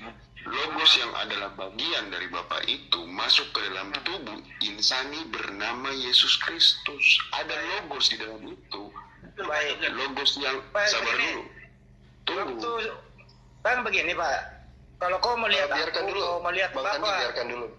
Nah, dulu ini masuk dulu. Kalau kau melihat aku, kau melihat Bapak. Terus saya lihat Yesus itu, saya lihat Yesus sebagai apa? Sebagai manusia kah? Supaya saya melihat Bapak. Saya ini hari mau melihat Bapak gitu loh. Bagaimana mau melihat Bapak di dalam diri Yesus? Bang Andi, pertanyaan itu ada di ayat 8 itu, seperti Filipus. Ya udah, jawab. Saya mau melihat Yesus. Apanya dalam diri Yesus itu saya lihat supaya saya lihat Bapak. Apanya dalam diri Yesus itu? Kalau Bang Handi pengen jawabannya ada di ayat 9-nya, baca dong. Jangan jawab sepenggal. Apanya yang saya kok sepenggal? Kan Anda mengatakan gini, kalau kau melihat aku, kau melihat Bapak. Sekarang saya mau melihat Yesus Bapak nih, apanya dalam diri Yesus itu saya lihat supaya saya lihat Bapak. Apanya? Apakah rambutnya, apakah kakinya, apakah apanya gitu loh. Silakan. Karya-karyanya Pak, perbuatannya yang ajaib. Yang mana? Yang mana karyanya? Yang mana karyanya? Aduh, saya nyumbang ketawa aja dah. Ya ampun. Jadi Bapak itu, jadi karya Bapak adalah Bapak itu sendiri? Karya Bapak itu melalui Yesus yang secara daging. Sebentar Pak. dulu. Jawab dulu, karya Bapak adalah Bapak itu sendiri? Jawab. Kenapa? Karya Bapak Itu adalah beda Bapak itu konteks, sendiri? itu beda konteks, itu keluar dari pembicaraan yang tadi, melebar Nah, lagi mau itu. jawab. Nah, yang jawab melebar siapa? Yang jawab melebar siapa? Saya nggak melebar dari tadi. Oke, saya tanya ulang supaya nggak melebar. Jawab. Kalau saya mau melihat Bapak dalam diri Yesus, apanya Yesus yang saya lihat dalam diri Yesus? Ya, apa yang boleh kami mau Bapak dalam karya-karyanya, mukjizatnya, perbuatannya. Oke. Karyanya contohnya satu apa? Karyanya, mukjizatnya, karya satu contohnya yaitu karya yang menjadikan manusia yang menjalankan Apa ini ngomong apa ini nggak jelas ini? Bang Lugas ini dulu Bang Lugas biar tidak Lihat dulu, biar jelas ini urusannya nih. salah satu karyanya itu ialah dia bisa menarik orang untuk menjadi muridnya. Salah satunya ialah penjala ikan menjadi penjala manusia. Siapa itu? Yaitu Petrus. Siapa itu? Jadi Simon Petrus adalah bapak. Bukan bapak. Karena itulah pengaruh Tuhan Yesus. Dia itu bisa merubah orang tadinya. Enggak sesuai pertanyaannya, karyanya apa gitu loh. Handi kan kamu jangan bolak-balik dong Handi. Ini dia jawab begitu melebar karya. Jadi karyanya. Nih saya ulang, dengerin dulu. Kalau kau melihat Bapak, lihat aku, kata Yesus kan gitu. Apanya yang saya lihat Bapak di Yesus? Kamu menjawab karyanya. Karyanya, dengerin dulu. Karyanya apa? Karyanya adalah Petrus. Petrus adalah Bapak, gitu. Bukan Petrus adalah Bapak. Bapak itu. Nah, terus apa karyanya? Bapak Karyanya itu apa? Tapi- Karyanya apa? Gimana dia bisa Karyanya melihat? Yesus membuat Udah, kesimpulannya juru selamat itu adalah Allah. itu adalah Ya. pekerjaan Bapa. Yang menyelamatkan itu Allah, bukan Yesus. Yesus cuma juru dia. Bentar. Itu intinya. Dengerin, saya jawab ya. Yesus mengusir setan dari manusia itu tidak berkata usirlah setan dalam nama Allah. Yesus tidak pernah ngomong begitu. Yesus berkata usirlah setan dalam namaku. Berarti Yesus juru selamat. Jadi setan itu Yesus adalah Bapak. Ucok dengerin. Yesus berkata usirlah setan dalam namaku, bukan dalam nama Allah Subhanahu wa taala. Jadi setan itu adalah Bapak. Setan itu adalah Bapak. Ini anak pantatnya ditusuk di neraka nih, susah nih anaknya si Ucok satu ini. Yesus mengatakan, orang-orang mengatakan, bukankah kami mengusir setan demi namamu, bermukjizat demi namamu, ya, bernubuat demi namamu. Bapak, apa kata Yesus? Enyahlah daripadaku, engkau semua pembuat kejahatan. Kamu jawab satu tobat dulu, kamu jangan kabur. Masa kau udah tua kayak begitu diajarin sih? Ujung-ujungnya Yesus katakan apa, Bang Luga? Ujung-ujungnya Yesus katakan apa? Tidak setiap orang yang menyeru padaku Tuhan, Tuhan akan masuk ke dalam kerajaan surga, melainkan mereka yang melakukan kehendak Bapakku. Ya itu dalilnya, bantahannya samamu. Kabur terus. Dengerin dulu satu-satu. Yesus kan bilang. Bentar, kembali ke topik dulu. Iya kan katanya kan Yesus juru selamat. Iya, Enggak, bukan itu. katanya kan juru Bukan itu. Bukan. Ini anaknya tadi ngel ini Pak Lumban ini. Katanya gantian lah. Iya, saya luruskan dulu biar Anda jawab. Gantian ngomongnya. Kalau Anda mau melihat Bapak, lihat Yesus. Apanya di diri Yesus itu dilihat supaya melihat Bapak. Gambarnya, gantengnya. Ya, jadi mujizat Yesus adalah Bapak. Ya iya dong, kan yang melakukan mujizat itu kan Bapa. Susahnya anak diajarin. Oke, baik. Kalau yang menciptakan matahari siapa? Yesus sama Bapa, sama Roh Kudus bertiga. Oh, berarti matahari adalah Roh Kudus Bapak dan Yesus. Dalam Yohanes 1 ayat 3, apapun yang tercipta yang sudah ada, sabar dulu, biar penjelasan teologisnya dapat. Apapun yang tercipta yang sudah tercipta tidak akan dapat terjadi tanpa adanya logos itu. Yesus itu logos itu yang ada di dalam diri insaninya Yesus ini. Nggak nyambung ini. Paham? Nggak kena. Oh, kena banget. Kalau kamu melihat Bapak, lihat Yesus. Apanya dalam diri Yesus itu orang lihat supaya lihat Bapak. Apanya? Kakinya kah, matanya kah, tangannya kah gitu loh. Apanya? Semua kepenuhan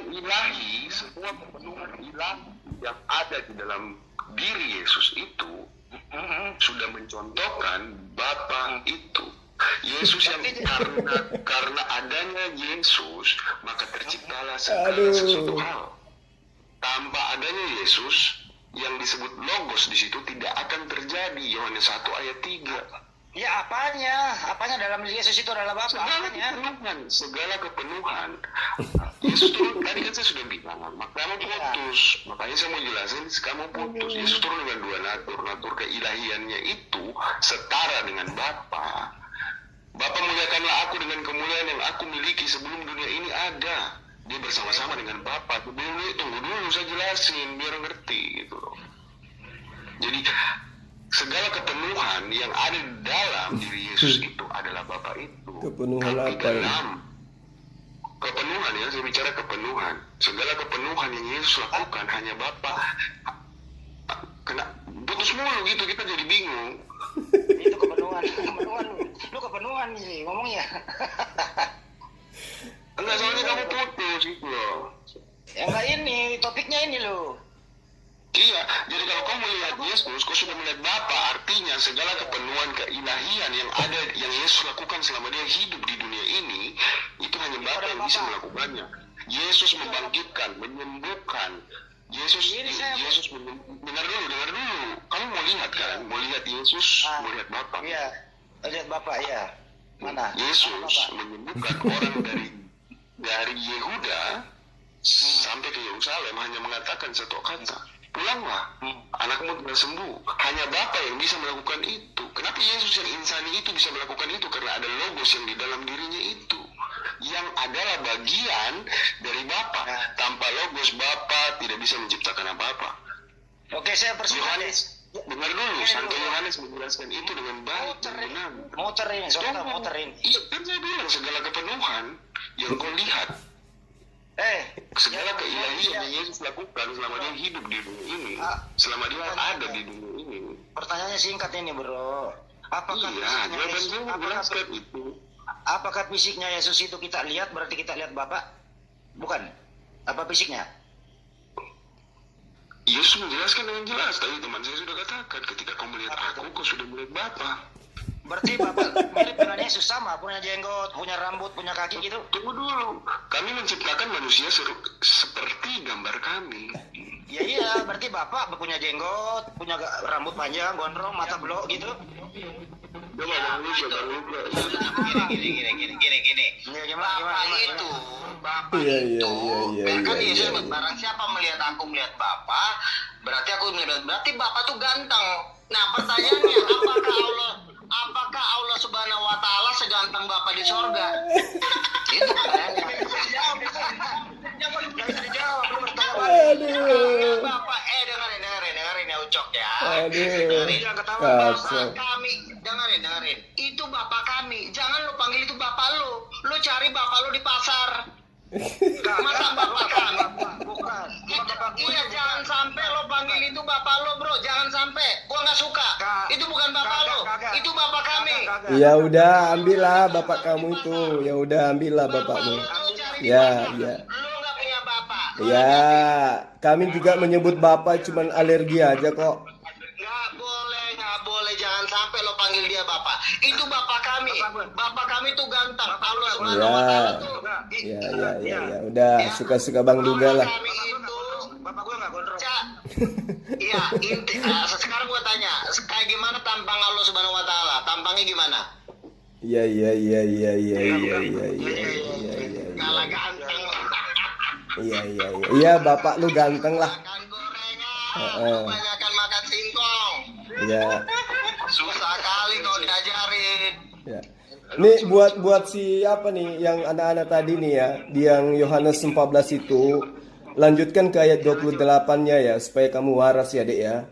Aku pergi, tetapi aku datang kembali kepadamu. Sekiranya kamu mengasihi aku, kamu tentu akan bersukacita karena aku pergi kepada Bapakku, sebab Bapa lebih besar daripada aku. Jadi tadi dalilnya melihat Yesus adalah melihat Bapa, itu sudah gugur ya. Tuh, terapi buat kamu supaya lain kali hati-hati kalau dialog dengan saya, ya. Dalam tubuh manusianya jelas, dalam tubuh manusiawinya jelas. Dia berkata, Susah karena pakai saklar, susah emang dilawan, susah. Karena ada saklarnya. Ya udah, kalau begitu tukul juga. Tukul itu adalah bapakmu. Kalau dia lagi sebagai manusia, tukul itu bukan bapak, tapi kamu nggak lihat sisi kebapaannya. Cuma lo mending lo cari bapak lo di sana. Oh, enggak. Tuhan saya itu adalah Tuhannya Yesus, Tuhan yang disembah oleh Yesus, itu Tuhan saya. Ya udah terserah. Anda mau sebut itu bapak lo, kakek lo, nenek lo, paman lo, terserah. Terserah. Terserah. Ya udah terserah. Yang penting kalau lo punya bapak berupa Tuhan, lo juga ngakuin punya ibu berupa Tuhan, punya bibi, punya paman. Tapi begini ya, nggak semua pendapat Bang Luga itu setuju sama orang-orang Kristen di sini bahwa bapak itu ganteng, bapak itu laki-laki. Saya rasa nggak semua Kristen sama. Yang namanya bapak, lu cari yang namanya bapak itu pasti laki-laki. Emang lu pernah lu ketemu bapak bencong, cok? Emang bapak lu bencong sehingga lu bilang bapak bukan laki-laki. Yang namanya ibu berarti perempuan. Kalau bapak berarti laki-laki. Kalau laki-laki berarti ganteng. Ya udah. Kamu punya bapak Tuhan. Kamu juga punya ibunya Tuhan. Jadi kamu punya Tuhan itu sepasang. Istrinya Tuhanmu itu berupa Maria. Ya.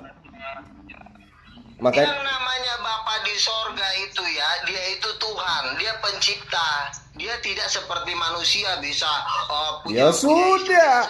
Kalau kau sebut Tuhan itu Bapa, kami sebut Tuhan itu Allah. Itu aja kok repot. Tuhan itu Bapa adalah Yesus. Ya itu.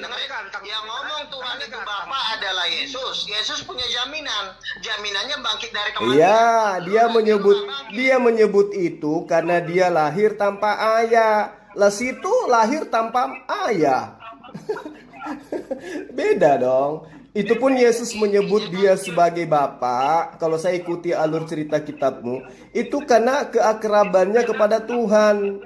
Orang-orang soleh itu bisa disebut dengan anak-anak Tuhan karena orang soleh.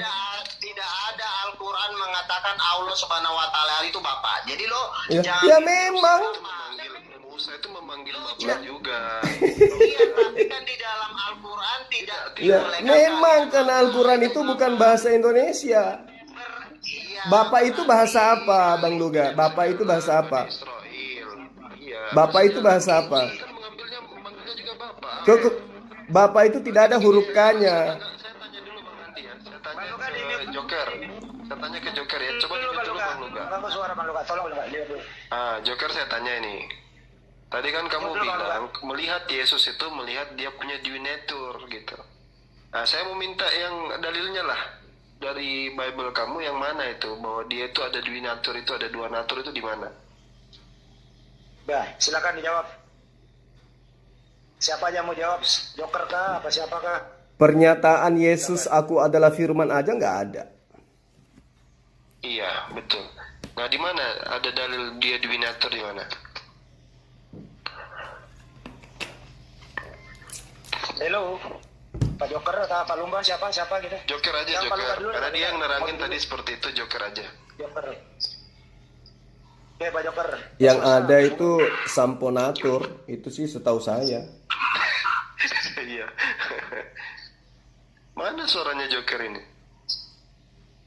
Kalau ada saudara Kristen berani mengatakan 100% manusia, 100% Tuhan, due nature, itu hanya asumsi belaka. Itu nggak bisa dibuktikan loh. Tolonglah berhentilah. Kenapa sih teman-teman Kristen kita ajak ke jalan yang benar kok bertahan gitu loh? Apa sih sebenarnya di dalam hati Anda ini gitu? Nah mungkin masih cari-cari dia. Oke cukup dulu. Apa kan? Joker. Berhentilah mengatakan bahwa kalau kau melihat aku, kalau melihat Bapak. Artinya nanti ujungnya nih, intinya itu nanti bapakmu ganteng. Oke, Love Yesus ini yang masih anak-anak ini. Coba saya tanya Love Yesus ya. Due nature mana? Dalilnya due nature. Love Yesus. Coba di unmute dulu. Itunya, mic-nya. Ya, silakan ngomong bro. Jangan kerolit Anda ngomong. Sekarang di unmute nih. Ya silakan. Oke. Pertanyaan saya sama tadi dijelaskan sama Joker itu Yesus itu punya due nature kan? Menurut kalian kan? Dalilnya apa dalam kitab kalian itu dalilnya apa? Kita Filipi 2 ayat 6. Di berapa? Kita Filipi 2 ayat sampai ayat 7. Coba dibaca. Oh, dibacakan aja, dibacakan. Yang walaupun dalam rupa Allah tidak menganggap kesetaraan dengan Allah itu sebagai milik yang harus dipertahankan, melainkan telah mengosongkan dirinya sendiri dan mengambil rupa seorang hamba dan menjadi sama dengan manusia. Jelas? Kata siapa tuh? Gimana donaturnya di situ? Loh, donaturnya di situ jelas lah. Karena manusia ini dikatakan ialah Yesus dan Yesus Allah ini mengosongkan diri dan mengambil rupa manusia. Jadi Allah yang tadi bentuk roh, dia mengambil rupa manusia untuk turun ke dunia ini. Jadi roh Allah itu ada pada Yesus di saat dia mengambil rupa manusia, dan Yesus pun ternyata lahir itu dari roh kudus. Artinya nggak donatur. Itu Artinya nggak donaturnya di mana? Orang kosong kok. Kata Allahnya kosong. kelihatan sekali kamu itu baru belajar gitu. Oh enggak. Karena ya. Jadi gini. Saya ajarin kamu ya. Saya ajarin dikit ya. Kalau mengenai donatur itu, dalilnya itu di Kolose 2 ayat 9. Tanya ahli teologi, tanya dosen kamu. Kalau mereka menjelasin donatur, mereka ambilnya Kolose 2 ayat 9. Coba kamu baca Kolose 2 ayat 9.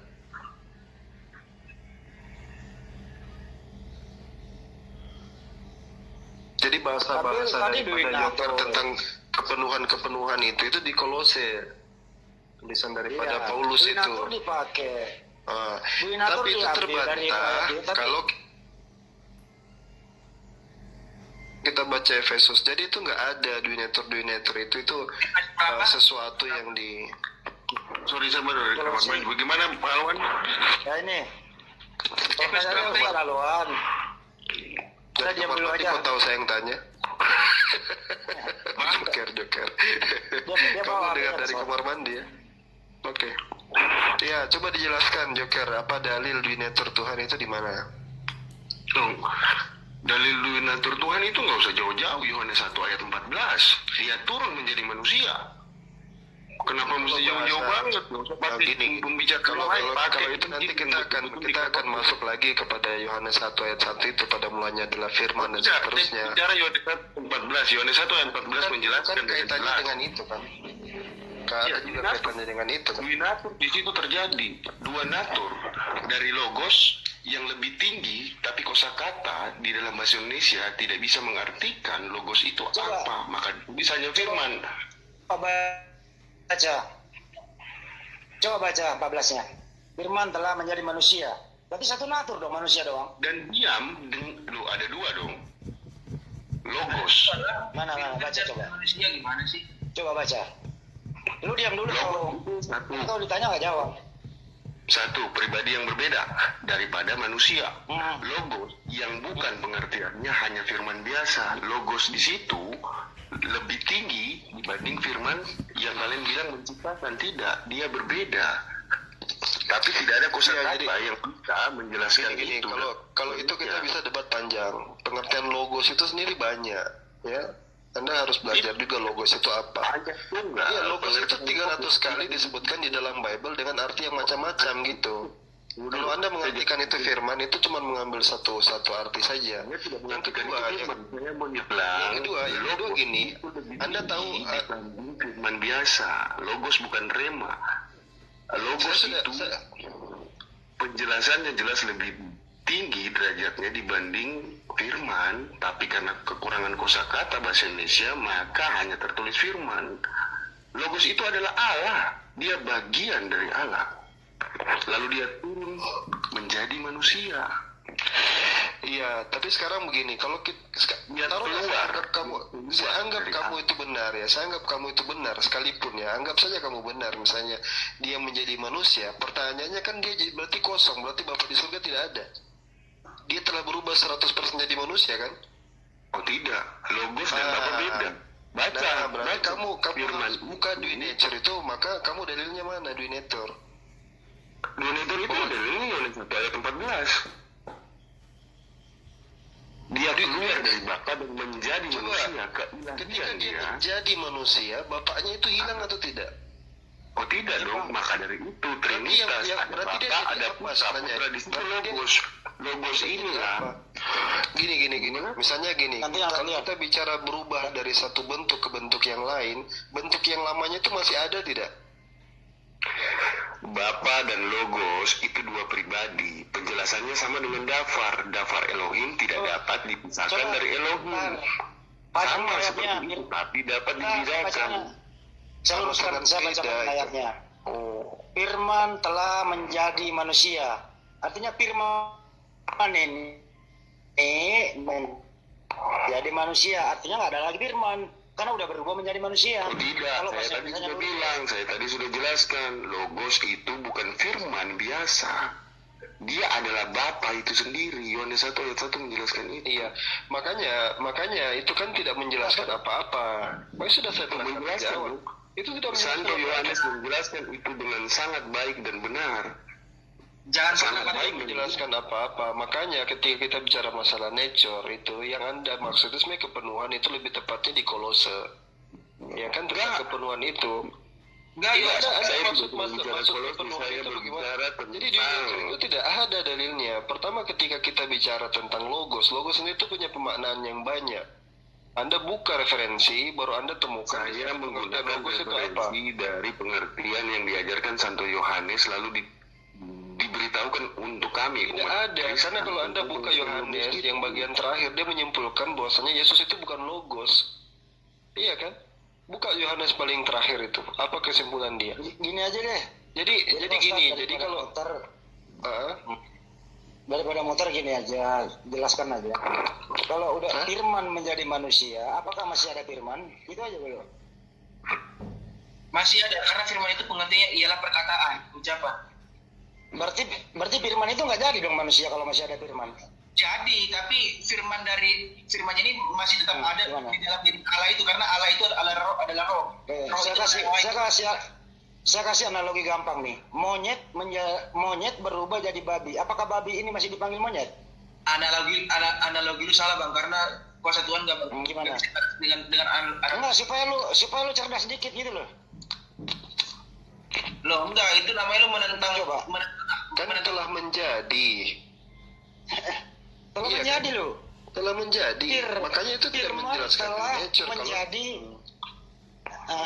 Kembalikan ke bahasa asli. Jadi logos Apa dia? itu Ya, penjelasannya. dari bahasa Indonesia bener. Oh. Coba baca bahasa aslinya.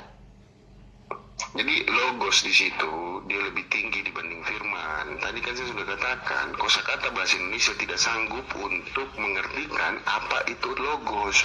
Logos ini adalah Jadi, Bapa, dia bagian dari Bapa itu. Jadi terjemahannya Jadi ini membingungkan ketika juga. logos yang keluar dari Bapa itu menjadi manusia, dia singgah atau dia singgap ataupun dia ada di dalam tubuh insani orang yang bernama Yesus Kristus. Oke, Oke. baik. Yang diberi nama Yesus kedua- Kristus. Oke, saya ikutin dulu deh.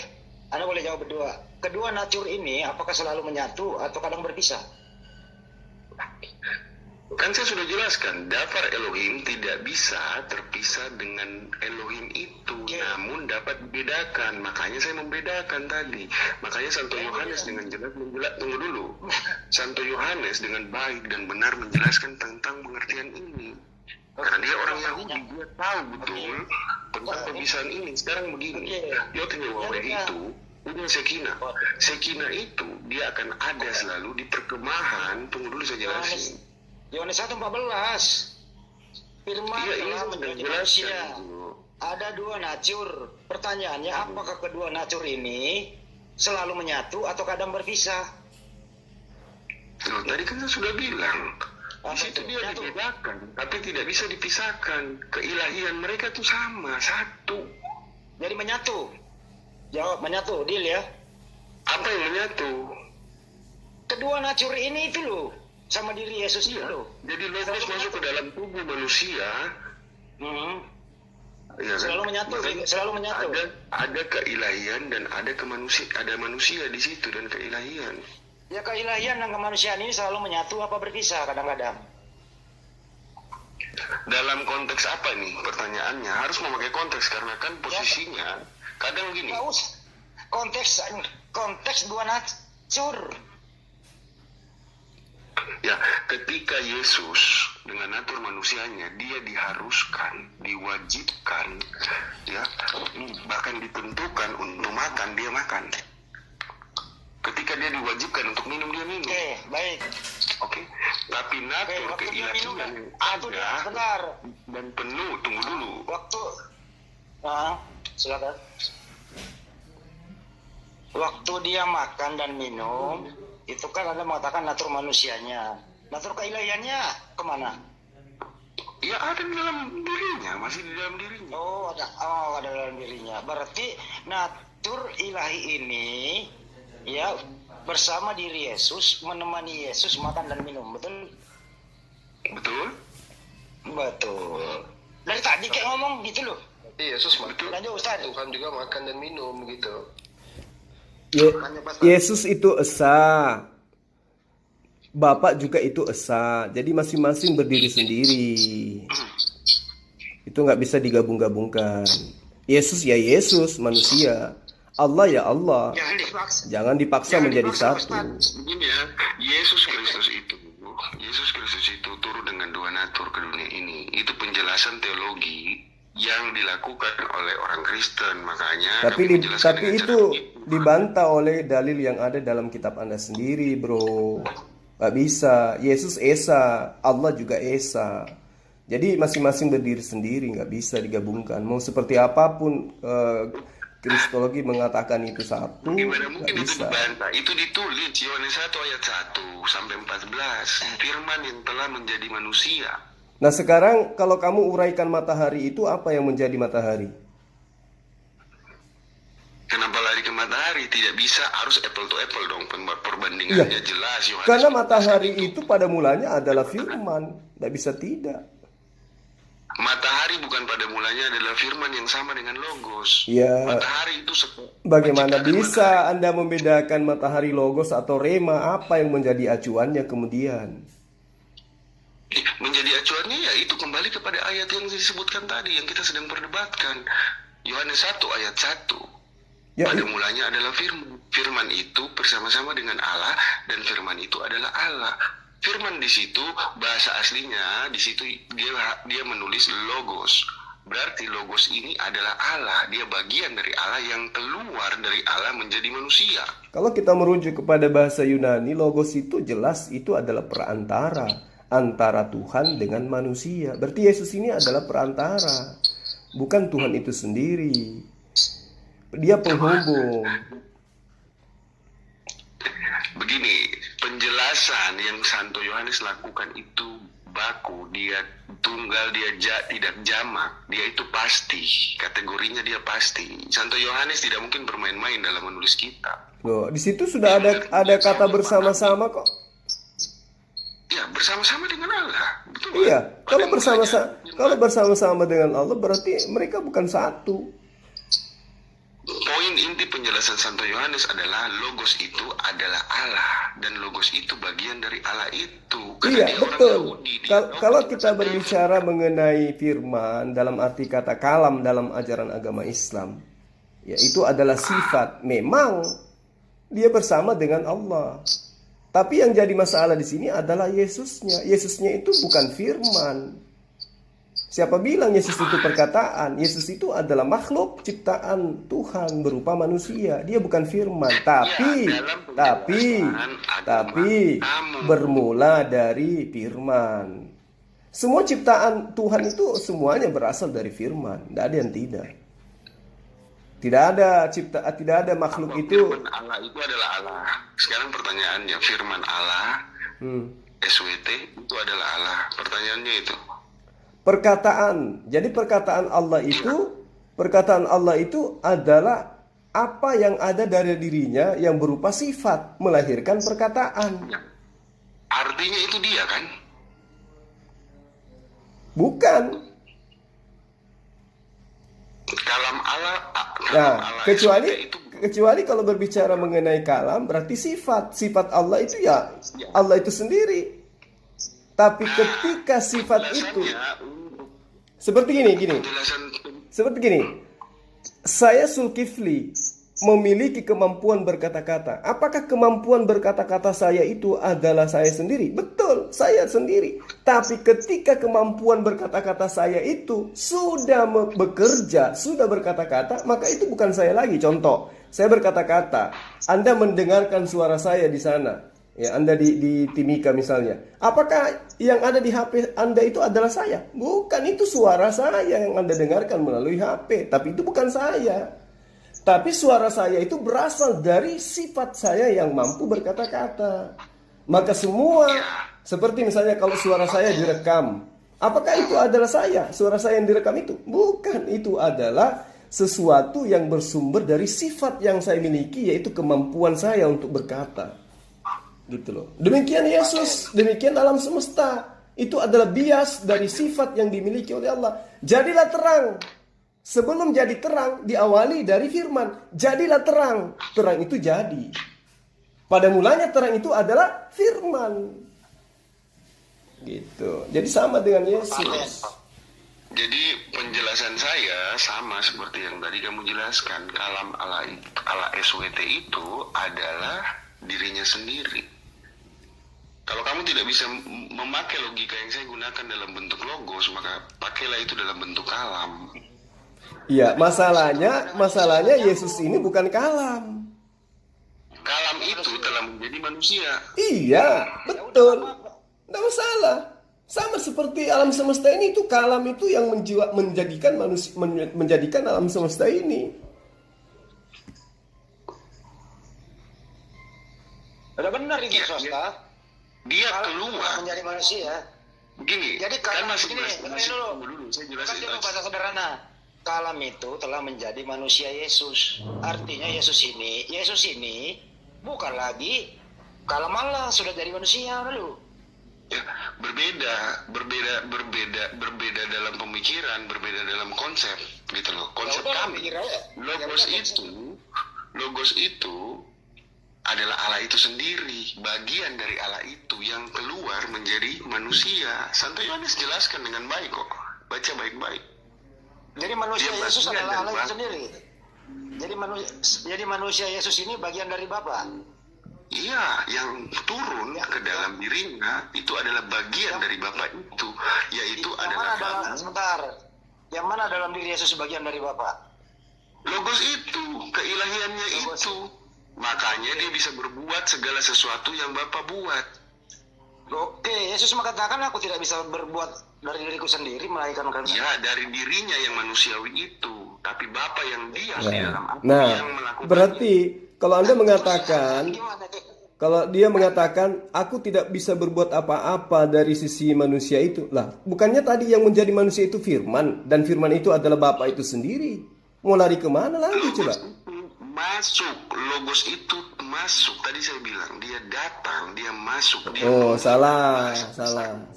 Di dalam tubuh manusia Yesus, insan Yesus Kristus, maka Yesus bisa melakukan semua keilahian. Sekarang gini, kalau logos itu masuk ke dalam diri Anda, apakah Anda itu kemudian menjadi Tuhan? Itu tidak akan mungkin bisa terjadi, sebab saya berdosa. Dan itu tidak akan mungkin terjadi lagi karena tidak ada nubuatannya tentang itu. Segala hal yang terjadi di dalam diri Yesus Kristus itu sudah telah dinubuatkan.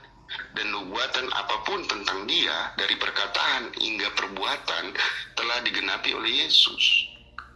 Perkataannya saja itu nubuatan yang harus dia katakan. Eli lama sabachthani, dia mengulangi kata dari nubuatan tentang hal itu dalam Mazmur 22 ayat 2. Buset, nyambung lah kayak kemarin. Jadi setiap perkataan apapun yang Yesus lakukan itu adalah nubuatan yang sudah tertulis. Saya akan bangkit di hari ketiga. Ya. Orang mati. Hosea 6 ayat 2 dan 3. Itu tidak ada itu. Oke, ini deh. Jadi segala hal kembali ke dua natur ya. Oke, kembali ke dua natur ya. Kita ya biar cepat nih urusannya nih gitu loh. Banyak yang mau ngomong. Jadi kedua natur ini diputuskan ya bahwa kedua natur ini selalu menyatu dalam diri Yesus ya. Oke, ini ya. Ini kan Ini kan ujungnya larinya nanti di penyalipan. Ketika Yesus disalibkan, mengapa? Berarti Bapak juga ikut tersalib? Tidak, karena Yesus bangkit, karena sudah dinubuatkan. Dia harus mati. Kan belum bangkit. Hah? Belum waktu disalib, waktu disalib belum bangkit loh, masih ada disalib loh, digantung. Maksudnya pada saat dia disalibkan ini nyambungnya ke sana ntar. Kan pasti larinya ke sana gitu loh. Saya nggak mau lari ke sana, tahu aja lu belajar ilmu Morgana sekarang nih. Ilmu kalam kawan. Waduh, tahu aja isi hati gue kalau gue nggak ke sono gimana sih bro. Lu nggak ke sono itu basi itu, nanti kasihan lu nggak bisa jawab. Ada yang lain lo. Lu berguru, gue juga berguru bro. Nggak bener lu. Jadi penjelasan itu seperti itu. Jadi di dalam iman Kristen Logos itu bukan hanya firman, bukan firman seperti dalam Quran, beda. Ya emang beda lah. Itu yang menarik. Logos itu adalah bagian dari Bapa yang turun menjadi manusia sehingga Yesus.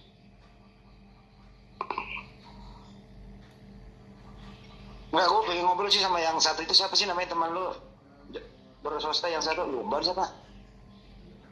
Ya, Love, silakan maju Love. Ya Lovely. Ya, kenapa? Ya, gue pengen ini kan kita sama-sama masih pemula nih, gue juga masih pemula bro. Lu jangan sama Ustadz Juma sama Ustadz Arwan, gue aja gitu. Coba lu terangin apa sih masuk kedua natur itu? Terus sama nggak dengan swasta? Dua natur gitu, lu dapat diri Yesus gimana ya? Dua natur ya. Natur pertama ialah natur kealahannya. Natur kedua? Kemanusiaannya. Selalu menyatu nggak? Itu selalu menyatu. Menyatu. Terus waktu makan minum menyatu juga? Menyatu lah. Waktu dia tidur juga. Waktu sebentar ya udah menyatu. Jawab menyatu dan tidak aja. Waktu dia tidur menyatu apa enggak? Kalau misalkan nggak nyatu, nggak mungkin Yesus bisa melakukan mukjizat. Itu aja sih kuncinya. Oke, bermujizat pasti menyatu. Yakin itu lu jawab pasti. Waktu dia mandi, apakah Alkitab mencatat waktu dia mandi itu? Mana dalilnya? Ketika berarti oke lah, baik. Waktu jadi tukang kayu, udah bahas apa? Waktu dia jadi tukang kayu menyatu juga. Waktu Yesus menjadi tukang kayu ya nyatu juga, karena itu dicatat apa yang dilakukan oleh Yesus ketika dia jadi tukang kayu. Ketika si bapaknya. Natur ilahi dari natur ilahi ini ikut berpartisipasi dalam tukang kayu. Iyalah. Oh iya, jawab tegas dong. Jangan jangan takut. Oke. Gue lagi makan cemilan. Udah. Tapi tadi waktu bermujizat lu jawab tegas. Sekarang giliran tukang kayu, tegas juga dong sekarang. Kan gue pakai intonasi karena gue takut. Ini jangan tahu kejepit. Bahaya loh ini dua natur. Kalau Andi Selebes yang nanya lu dua natur ini bahaya loh. Swasta udah pernah lo. Jangan sampai lu kena juga nih. Kena apa ya maksudnya? Ya, oke, baik. Swasta nih tadi waktu disalib gimana kira-kira bro? Kedua natur ini masih bareng nggak atau digantung di salib? Terkutuk pula lagi. Galatia 3:13 ingat itu. Atau digantung di salib, kedua natur ini gimana? Bisa? Kalau konteksnya waktu disalib karena kita perjanjian lama bahwa Allah itu tidak suka yang namanya darah, karena Allah itu kan suci. Karena konteksnya mengenai salib. Nature kealahannya yang ada pada Yesus ini itu kembali lagi menjadi melayang-layang. Jadi Allah itu melayang-layang. Jadi ketika disalib kan Yesus kan pada Eli Bang Handi. Oh jadi natur Bang Handi. Itu mengatakan seolah-olah di dalam diri ini sudah ada nature keilahiannya, karena Allah itu benci yang namanya Bang Handi. Oke. Bang Handi, saya ada pertanyaan. Bang Handi. Iya, Bang Jul. Saya tanya ke Bang Handi aja deh. Silakan. Menurut Bang Handi itu, saya jawab. Bapak itu sejak kapan memiliki natur kemanusiaan?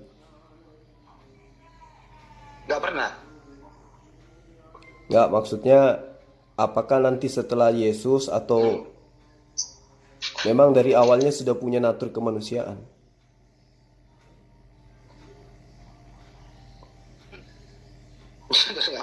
Gini pengertian Allah gini bang, pengertian Allah dalam hal Kristen dan Islam aja berbeda. Di Kristen itu Allah itu echad. Iya, memang berbeda lah. Allah itu ada di mana-mana. Ya udah gini aja, kembali dulu, ntar dulu. Waktu dia disalib, kan Ya. kalau bilang ada pendarahan nih, ada darah gitu.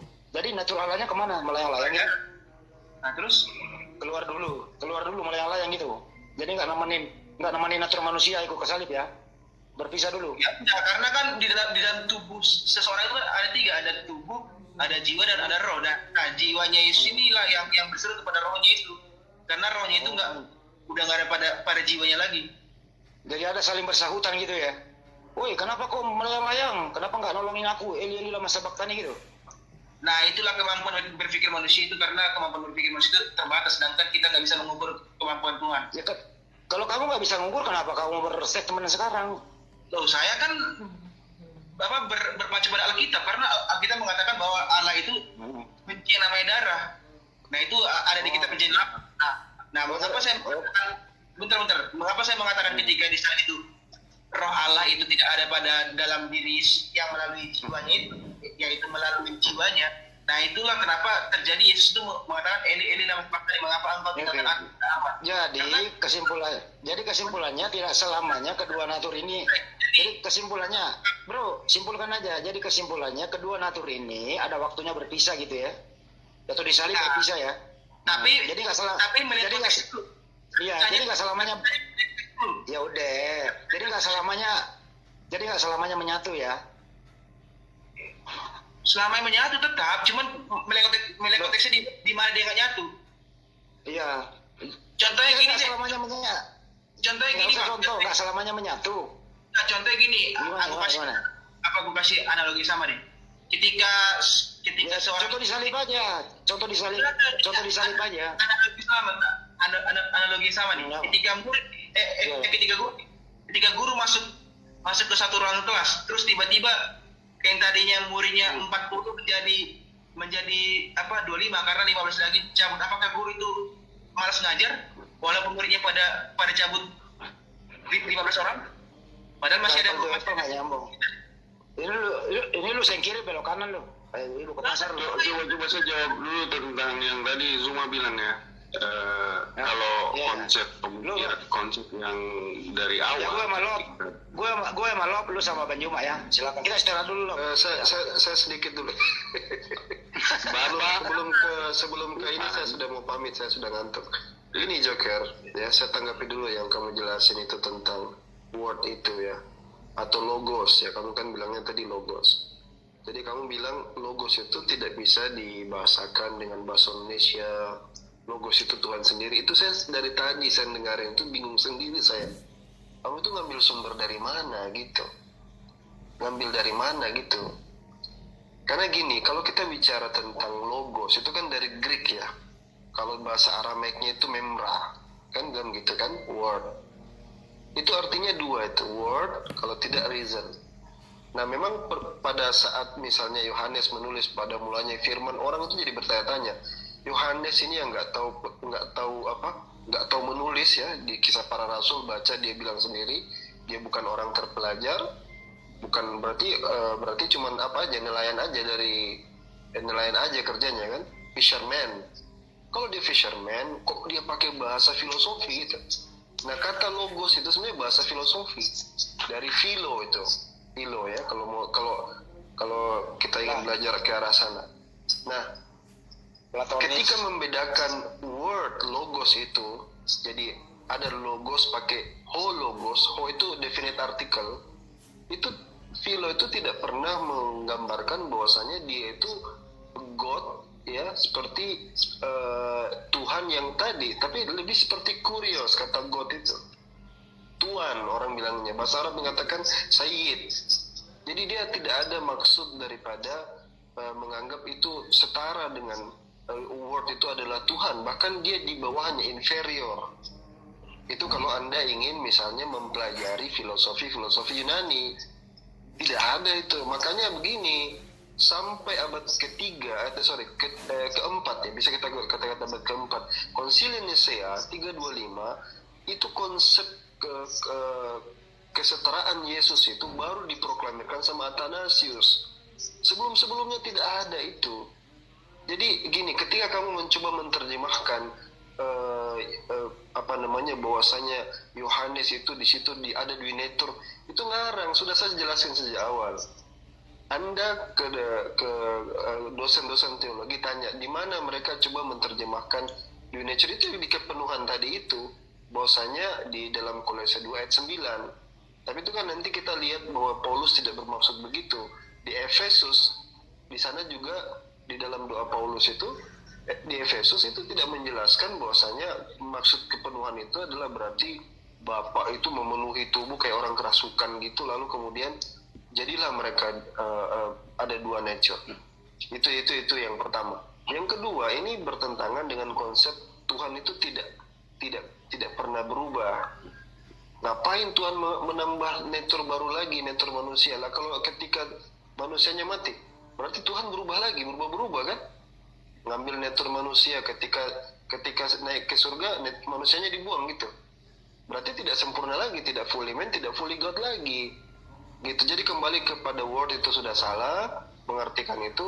Kemudian juga membawa ini kepada 100% manusia, 100% Tuhan. Ujung-ujungnya otak kita yang linglung jadinya, otak kita yang pusing jadinya gitu. Ya itu dulu. Ustaz Alwan, saya jawab sedikit ya. Saya jawab sedikit saja. Yohanes bukan orang tunggu dulu ya.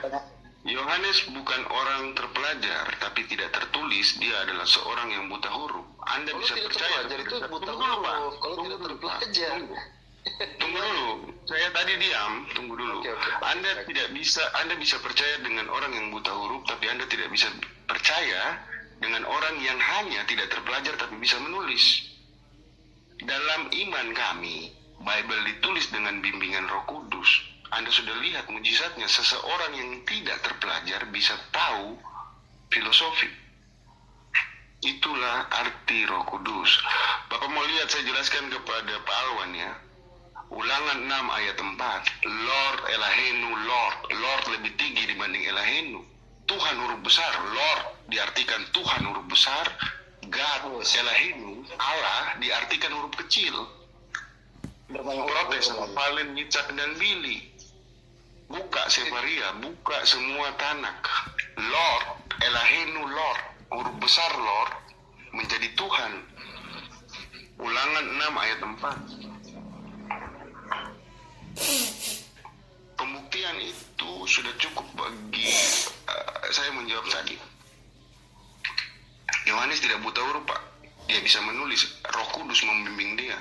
Dan itulah mujizatnya. Orang tidak tahu apa-apa menjadi tahu, bisa mengerti tentang filosofi. Itu jawaban saya, Pak. Sudah ya? ya udah Salwan, jangan kelamaan, biarin aja, gitulah. Oh dia apa? Oke. Maksudnya, saya istirahat aja sudah ya. Ya lanjut lagi sudah kalau gitu. Selesai Jumat dulu deh, siapa Pak Brodokah? Selesai Jumat. Oke, jadi saya bertanya tadi tuh, apakah Bapa ya yang disembah oleh Yesus, yang disebut dengan Bapa itu memang dari awalnya memiliki natur manusia? Kalau jawabannya iya, berarti memang benar teman Kristen itu Tuhannya bukan satu. Ya, karena memiliki. Saya jawab dulu. Ya, supaya enak saya jawab saja. Begini, Tuhan menjadi manusia, bukan manusia menjadi Tuhan. Ketika Tuhan menjadi manusia, apa yang perlu kalian ragukan? Kemahakuasaan itu harus bisa segalanya. Tidak boleh ada kata tidak dalam hidupnya. Dia mutlak harus seperti itu. Seperti itu. Oke. Jadi kalau kamu katakan bahwa Tuhan itu maha kuasa sehingga dia bisa menjadi manusia, maka inilah yang terjadi. Yesus tidak bisa berbuat apa-apa dari dirinya sendiri. Kalau Yesus tidak bisa berbuat apa-apa dari dirinya sendiri dan ternyata dia itu adalah Tuhan, disinilah gugur ketuhanannya dia. Karena Tuhan itu sudah diterangkan di dalam kitab Bani Israel, Yesaya 43 ayat 10. Dia tidak bisa dibentuk menjadi apapun, karena Allah itu ya tetap Allah. Itu tidak bisa dibentuk menjadi manusia. Makanya saya katakan, apakah Tuhan yang Yesus, yang teman Kristen sebut dengan sebutan Bapa itu dari semula memang ada natur kemanusiaannya, atau nanti muncul Kristen baru ada Tuhan yang membentuk diri menjadi manusia? Itu. Nah, ini yang perlu saya terangkan di sini, bahwa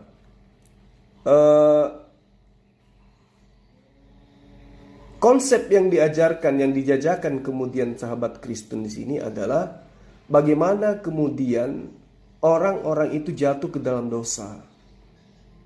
Nah, itu konsepnya Kristen. Kalau di dalam ajaran Yahudi yang lebih tua ya, dari Kristen dan juga dari Islam, pengertian jatuh ke dalam dosa itu jelas, bahwa jika mereka Bani Israel tidak mentaati hukum Taurat ya, dalam kehidupan sehari-hari mereka, maka itulah yang dimaksud jatuh ke dalam dosa. Jadi tidak ada konsep jatuh ke dalam dosa itu karena dosa waris. Nah, bagaimana kemudian ajaran Paulus ini terhadap Kristen? Justru sebaliknya. Setelah ada cerita peristiwa penyaliban Yesus, barulah Paulus ya, memeras otak, menafsirkan kembali kitab Kejadian sesuai yang diinginkan.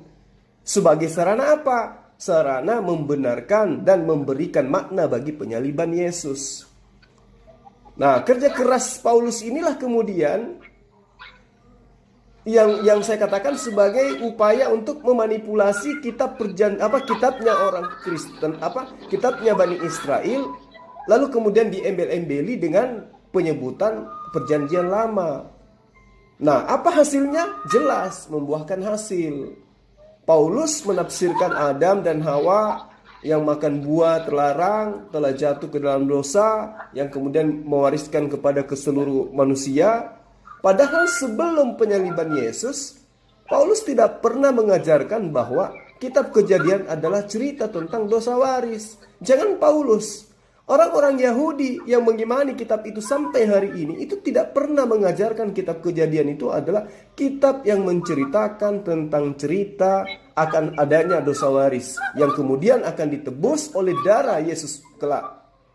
Nah, ini yang saya katakan bahwa ini kecerdikannya Paulus dan gereja dengan menerangkan bahwa ya kitab Kejadian menjelaskan tentang bagaimana manusia itu jatuh ke dalam dosa. Nah, lalu saya tambahkan sedikit gini. Kalau kita mengkaji lebih jauh ya, ini sangat kelihatan bahwa para penulis ya, cerita tentang kematian Yesus yang kitabnya kemudian dikanon, itu kelihatan berusaha mencari ayat-ayat kitab Perjanjian Lama untuk kemudian memberi arti pada kematian Yesus. Sama seperti yang saudara tadi katakan, saudara-saudara, Eli lama sabachthani. Itu kan upaya yang mereka lakukan ribuan tahun kemudian untuk mencocokkan apa yang tertuang di dalam Mazmur 22 itu kepada seruan-seruan Yesus dalam Matius ini. Nah, itu untuk mendukung apa? Untuk mendukung cerita yang dirangkai tentang kematian Yesus. Artinya cerita tentang peristiwa ya, itu diciptakan seakan-akan sudah diramalkan akan terjadi. Makanya ketika ditanyai mana nubuatan yang Yesus katakan tertulis di Mazmur, di Torah, bahwa Mesias akan mati dan bangkit pada hari ketiga, larinya ke Hosea yang tidak nyambung sama sekali. Nah, ini yang saya ingin katakan, bahwa Paulus ini sama sekali tidak menyaksikan dan tidak tahu persis apakah Yesus itu benar-benar disalib. Kalau Yesus disalib, apakah Yesus benar-benar mati di tiang salib? Paulus pun tidak tahu kapan Yesus disalib, di mana dan bagaimana ceritanya, Paulus nggak tahu. Nah, untuk membangun cerita tentang proyek penyelamatan umat manusia melalui darah Yesus, Paulus dan pendukung-pendukungnya yang biasa sebut dengan krunya, timnya, itu kemudian memetik ayat-ayat Perjanjian Lama untuk menyusun cerita kehidupan Yesus. Toh para pembacanya bukan orang-orang Yahudi di Yerusalem kan, cerita-cerita yang dibangun oleh Paulus itu. Tapi pembacanya itu adalah non-Yahudi, makanya surat-suratnya itu dikirim kepada orang-orang Romawi dan orang-orang Israel yang ada di perantauan, yang praktis tidak tahu kehidupan Yesus di Galilea, di Yerusalem. Nah, inilah yang kemudian yang saya katakan bahwa sangat keliru kemudian ketika teman-teman Kristen tidak sampai pemahamannya ke sana. Makanya kekristenan itu gelombang ya kekuatan daripada misionaris itu bukan dari tempat kelahiran Yesus, bukan, tapi dari Eropa. Karena memang Paulus menjajakan ajaran Kristen itu bukan ke Yahudi, tapi ke orang Eropa yang memang sudah menganut ajaran penyembahan terhadap dewa-dewa. Jadi para penulis gospel ya, kalau saya bilang, justru menempuh cara yang terbalik dengan menggunakan yang diketahui di kitab perjanjian lama sebagai bukti dari yang tidak diketahui tentang kehidupan Yesus. Makanya lucu kemudian ketika lihatlah di Mazmur bagaimana ada orang yang teriak, Eli, orang yang mempunyai kitab tidak mengakui itu, bahwa itu adalah nubuatan untuk Tuhannya Kristen. Jadi mungkin saja yang terjadi, apakah ramalan menciptakan tentang kejadian atau ramalan menciptakan tentang cerita sehingga tidak ada sesuatu yang terjadi gitu loh. Jadi apa yang kemudian tertuang di dalam kitabnya Perjanjian Lama itu dicocok-cocokkan dengan cerita-cerita kemudian yang dijajakan kepada non-Yahudi. Nah, mengapa kemudian Paulus ini tertarik kepada Yesus yang disalib? Padahal sebelumnya kan kita tahu dia ini adalah orang yang getol menyiksa dan membunuh para pengikut Yesus. Jawabannya sederhana. Memang Yesus itu kita tahu mengajarkan tauhid. Makanya umat Islam ketika turun berdebat, apa yang diterangkan? Tentang tauhid. Karena Yesus mengajarkan memang tauhid. Menegaskan satu-satunya Tuhan itu ya Allah. Yang kemudian sahabat Kristen sebut dengan sebutan Bapa. Jadi Yesus ini mengajarkan tauhid yang menegaskan bahwa tidak ada yang wajib disembah selain Allah. Nah, dan itu kemudian adalah menjadi musuh besar Paulus. Ketika Yesus mengajarkan bahwa darah itu haram, sebaliknya Yesus memandang darah itu sebagai sajian suci yang wajib diminum untuk memberitakan kehidupan yang baru. 1 Korintus 10 ayat 16 misalnya. Bukankah cawan mengucapkan syukur? Ya, yang atas kita ucapkan syukur adalah persekutuan dengan darah Yesus. Bukankah roti yang kita pecah-pecahkan adalah persekutuan dengan tubuh Yesus? Jadi Paulus ini yang perlu teman-teman pahami di sini adalah Paulus itu dibesarkan di mana? Di Tarsus. Di mana masyarakat pada saat itu adalah masyarakat yang senang dan memang sudah mendarah daging dari keturunan mereka secara turun-temurun menyembah dewa Herakles yang mengorbankan sapi yang darahnya diminum untuk memberitakan kehidupan yang baru atau bangkit dari antara orang yang mati. Nah, Herakles ini apa? Saya pikir teman-teman tahu, dia ini adalah dewa yang mati lalu bangkit kembali dan dianggap sebagai juru selamat. Itu nyata. Nah, kemudian kalau kita melihat sejarah ya, bagaimana kemudian adanya prasasti yang ditemukan di Tarsus, mengetahui bahwa apa yang saya katakan tentang Herakles yang mati turun ke dunia misalnya dianggap sebagai juru selamat itu ada. Ketika Paulus kemudian mendengar rumor yang katanya Yesus mati, yang katanya dia bangkit dari kubur, maka dengan serta-merta Paulus ini putar haluan 180 derajat. Kalau sebelumnya Paulus menganiaya kelompok Yesus karena dianggap menghalangi ajaran penyembah berhala yang dia anut dan dia promosikan, maka setelah rumor itu rumor itu bahwa Yesus itu disalib, dibunuh, terus kemudian bangkit, maka berita ini sampai di telinganya, apa yang terjadi? Paulus merasa berdosa bahwa ternyata yang dianiaya ini adalah Kristus, yang dianiaya ini adalah Tuhan, anak Allah. Ya. Jadi penebusan dosa dan juru selamat umat manusia yang tadinya dilakukan oleh Herakles itu digantikan kemudian oleh Yesus. Nah, dengan demikian Paulus menemukan Kristus baru dari orang Yahudi sekaligus dipromosikannya kepada orang-orang Romawi sebagai pengganti para Kristus Zeus, Mitra, Adonis, Tahmus, Orisis dan lain-lain yang dianggap sudah tidak berlaku karena memang ajaran tentang Zeus, Mitra, Adonis itu tidak memiliki kitab. Tapi jemaatnya ada, tapi tidak punya kitab. Makanya ketika Paulus itu mengirimkan surat, kitab mereka ada, mereka senang. Orang-orang yang menerima ajaran Yesus itu senang. Ya. Makanya ketika Paulus itu pertama kali mengirim surat kepada jemaat di Korintus. 1 Korintus 19, saya lupa angka ayatnya, dia katakan ini, sebab yang sangat penting telah kusampaikan kepadamu, yaitu apa yang telah kuterima sendiri, bahwa Yesus telah mati karena dosa-dosa kita. Nah, surat ini ditulis di sekitar pertengahan tahun 50-an kepada orang yang ada di Korintus. Nah, daerah Korintus ini adalah daerah yang terkenal sebagai kota metropolitan yang bergelimang dosa oleh pelacuran dan kebobrokan moral yang merajalela pada saat itu. Nah, pada saat surat ini dibuat, belum ada satupun gospel yang ditulis, serta belum ada seorang pun baik murid-murid Yesus maupun pengikutnya yang mengatakan atau mengajarkan bahwa Yesus mati untuk menebus dosa manusia. Nah, ini yang perlu dicermati. Makanya sekali lagi saya katakan, Kristen itu asalnya dari mana sih sebenarnya? Dari mana akarnya? Kalau teman-teman Kristen sekarang yang ada di Nusantara ini mengatakan, oh kami ini adalah pengikut Yesus, sah kalau Anda mengatakan itu. Karena memang itu tujuannya Paulus. Mengajarkan orang-orang non-Yahudi, orang-orang Romawi dan orang-orang Yahudi yang tinggal di pemukiman-pemukiman di luar daripada tanah yang dijanjikan oleh Allah kepada mereka, untuk supaya mengakui bahwa mereka itu adalah pengikut Yesus. Mereka itu adalah orang yang ketika mengikuti Yesus maka dia adalah orang yang diselamatkan. Itu memang tujuannya. Maka wajar kemudian ketika debater Islam atau Kristologi Muslim ini meluruskan ajaran Yesus, dibantah. Meski dua kekuatan yang sangat super di muka bumi ini meluruskan, menyadarkan, mengingatkan, kawan, orang Yahudi mengatakan Yesus itu begini kawan, Torah itu seperti ini, Tuhan yang benar itu seperti ini. Datang lagi Islam menjelaskan, dia itu hanya seorang nabi, yang benar itu adalah Tuhannya Yesus yang perlu kita sembah. Tapi tetap aja ditolak. Kenapa? Karena doktrin Paulus ini sudah mendarah daging. Ini yang sering saya katakan kepada teman-teman baik di grup manapun atau di forum manapun ketika saya membawa kajian, saya jelaskan begitu. Ya.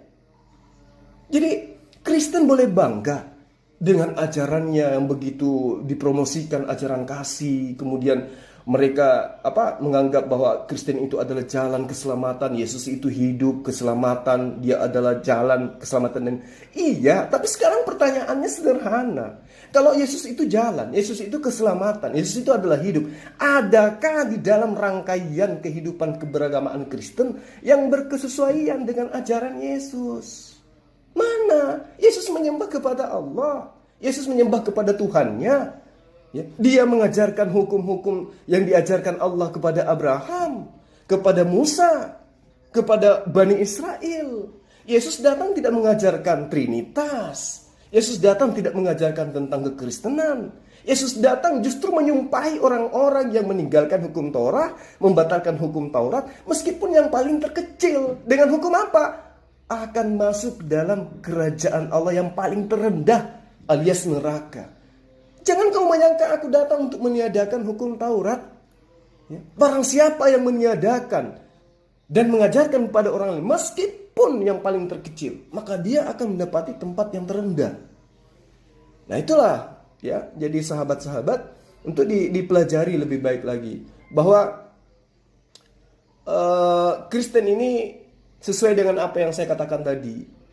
Siapa sih yang menyelamatkan menurut Yesus? Nah, sahabat, adik yang tadi itu mengatakan, Yesus itu sendiri. Kita sudah sajikan dalil. Aku tidak bisa berbuat apa-apa dari diriku sendiri. Dia tunjukkanlah Yohanes 14 itu. Padahal di Yohanes 14 itu sangat jelas bagaimana kemudian Yesus menerangkan. Ya, kalau dirinya itu adalah mengatakan di ayat 6 yang dia diambil tadi. Akulah jalan, akulah kebenaran, akulah hidup. Tidak ada seorang pun yang datang kepada Bapa kalau tidak melalui aku. Berarti ending daripada perjalanan kita dalam kehidupan ini adalah menuju kepada Tuhannya Yesus. Bukan Yesus. Yesus itu jalan. Ya, dia itu jalan apa? Maksudnya jalan itu apa?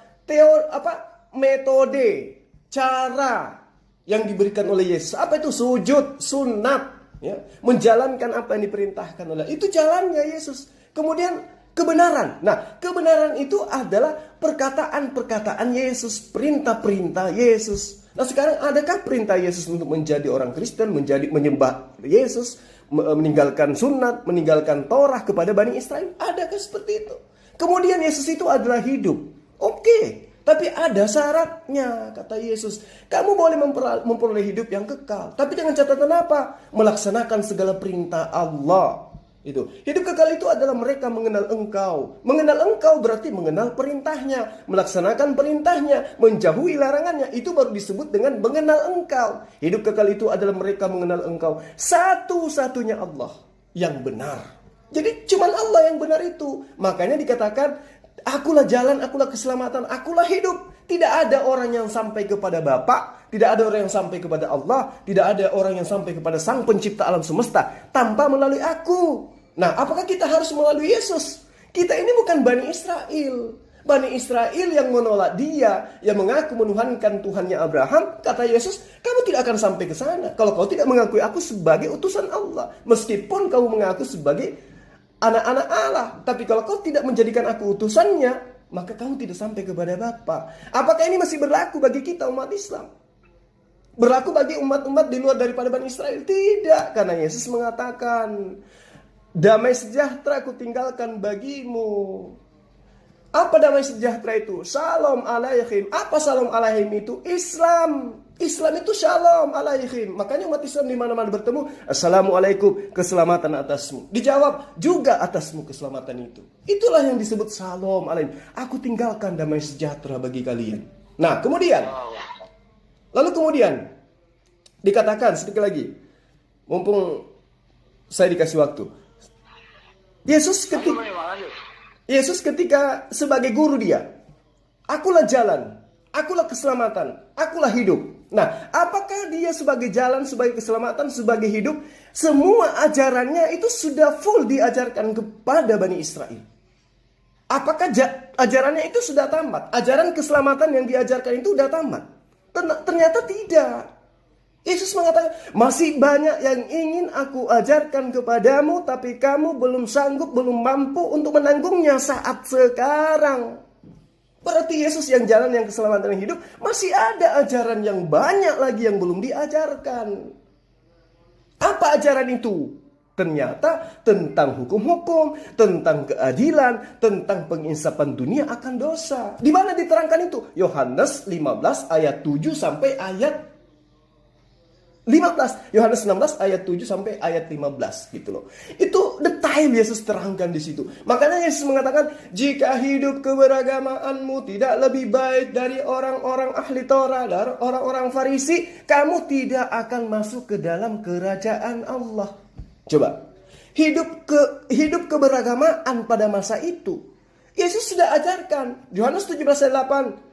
Segala firman yang engkau berikan kepadaku telah aku sampaikan kepada mereka. Ternyata firman yang diterima Yesus ini, semuanya yang telah disampaikan Yesus kepada murid-muridnya, kepada pengikutnya, itu kalau diamalkan, kata Yesus, tidak akan masuk ke dalam kerajaan sorga. Kalau setelah dia tidak hidup dalam kehidupan yang lebih bersyariat, lebih sempurna, lebih komplit dalam hukum-hukum agama.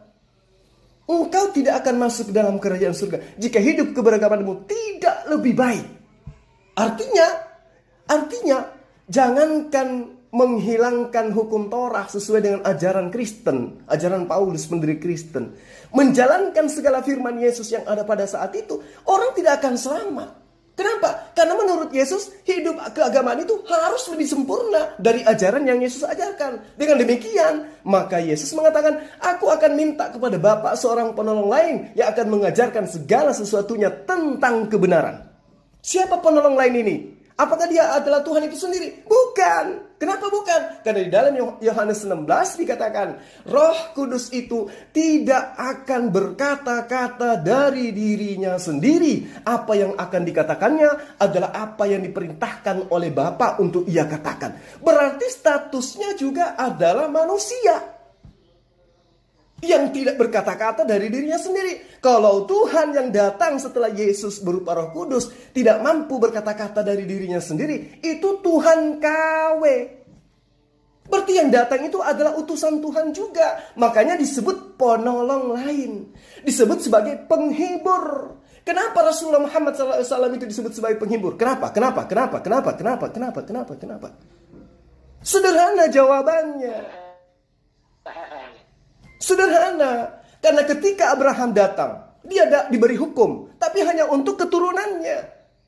Ketika Musa datang, diberi hukum sebagai juru selamat, hanya untuk Bani Israel. Ketika Elia datang, diutus hanya untuk seorang janda. Ketika Salomo datang, ketika Daud datang, bahkan ketika Yesus datang, Matius 15 ayat 24, aku diutus hanya kepada domba-domba dari Bani Israel. Bani Israel. Jadi kita, Bani Bugis, Bani Batak, Bani Jawa, kapan? Kapan diutus seorang penolong kepada kita? Kapan? Maka Yesus mengatakan, akan datang seorang penolong lain yang mengajarkan kepada segala sesuatunya. Dialah Rasulullah Muhammad SAW yang mengatakan, ya ayyuhan nas. Tidak ada pernyataan Yesus itu yang mengatakan, wahai manusia. Dia hanya berseru, Shema Israel, Adonai Elohenu, Adonai Ahad. Jangankan kepada orang Batak, orang Bugis, orang Jawa, orang Makassar, kepada orang Kristen aja Yesus tidak pernah menyeru. Tak ada seruan Yesus itu kepada orang selain daripada Bani Israel.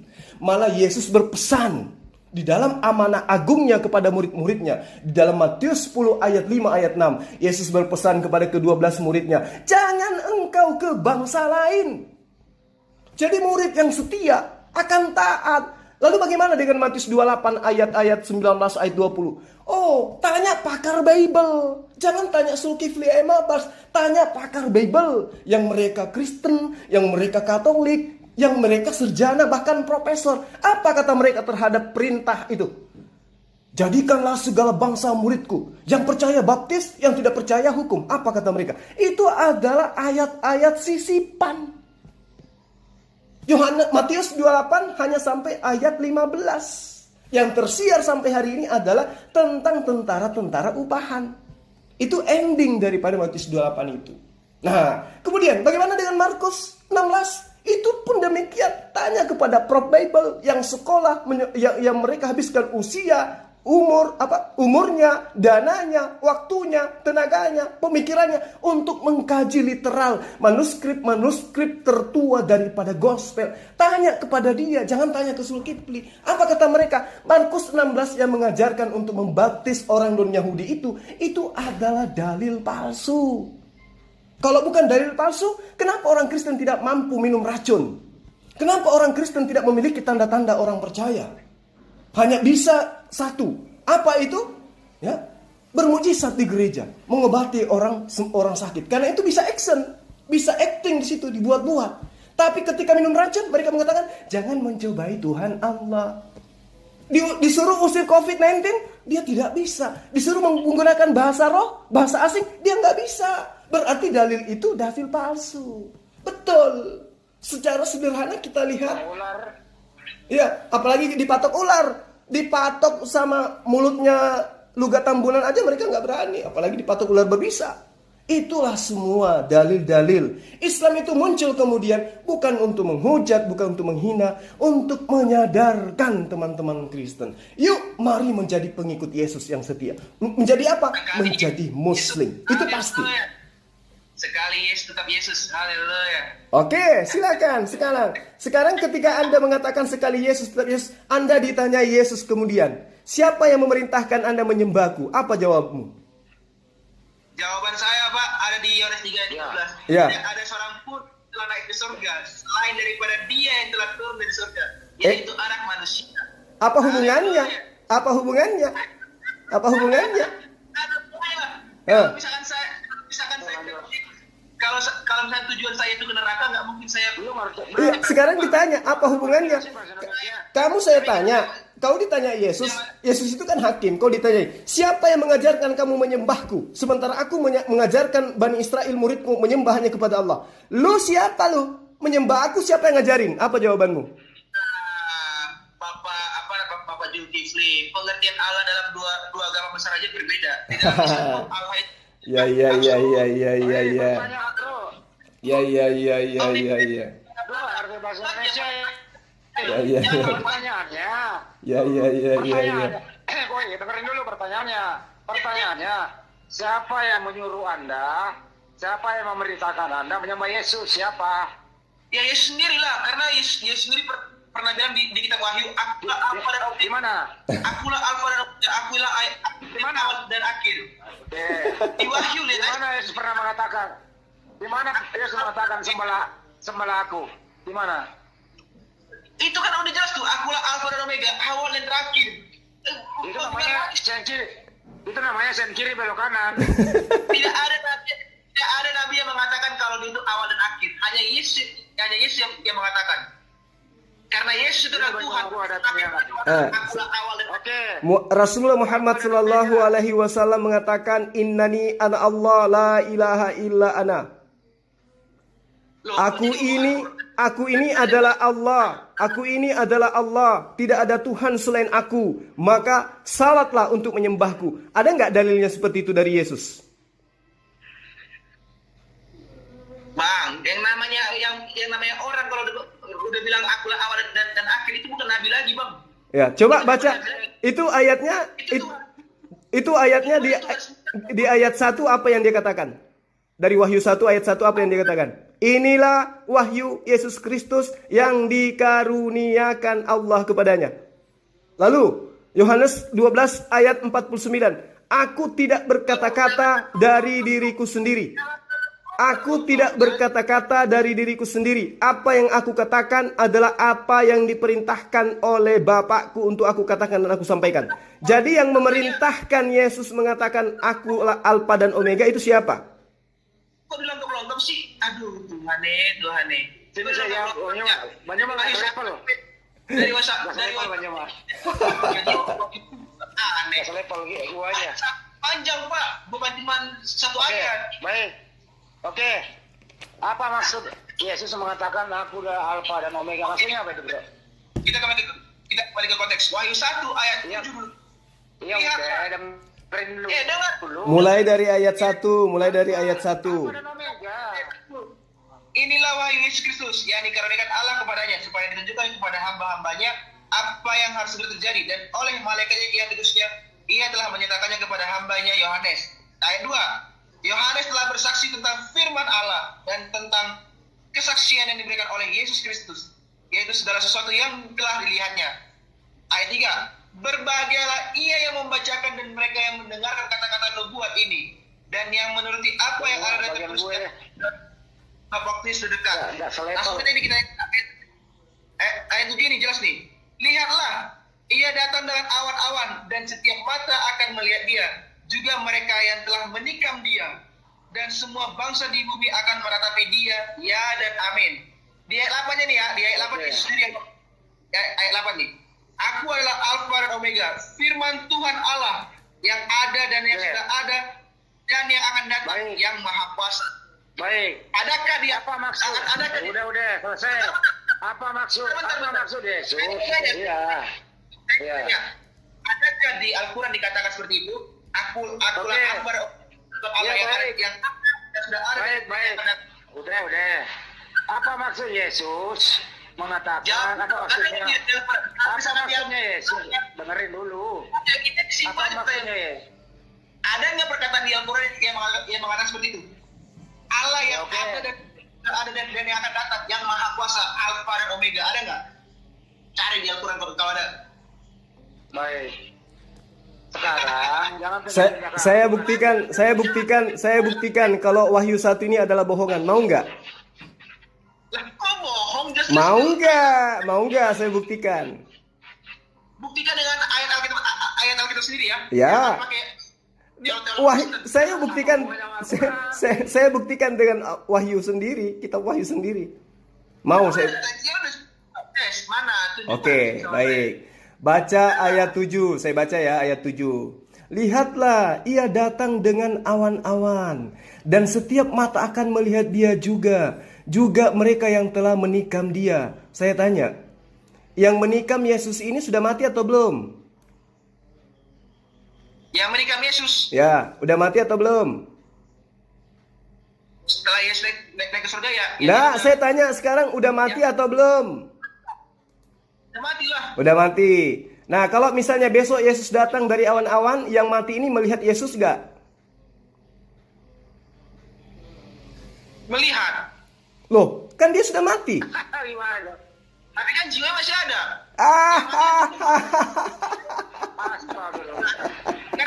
Karena Udah, belajar lagi.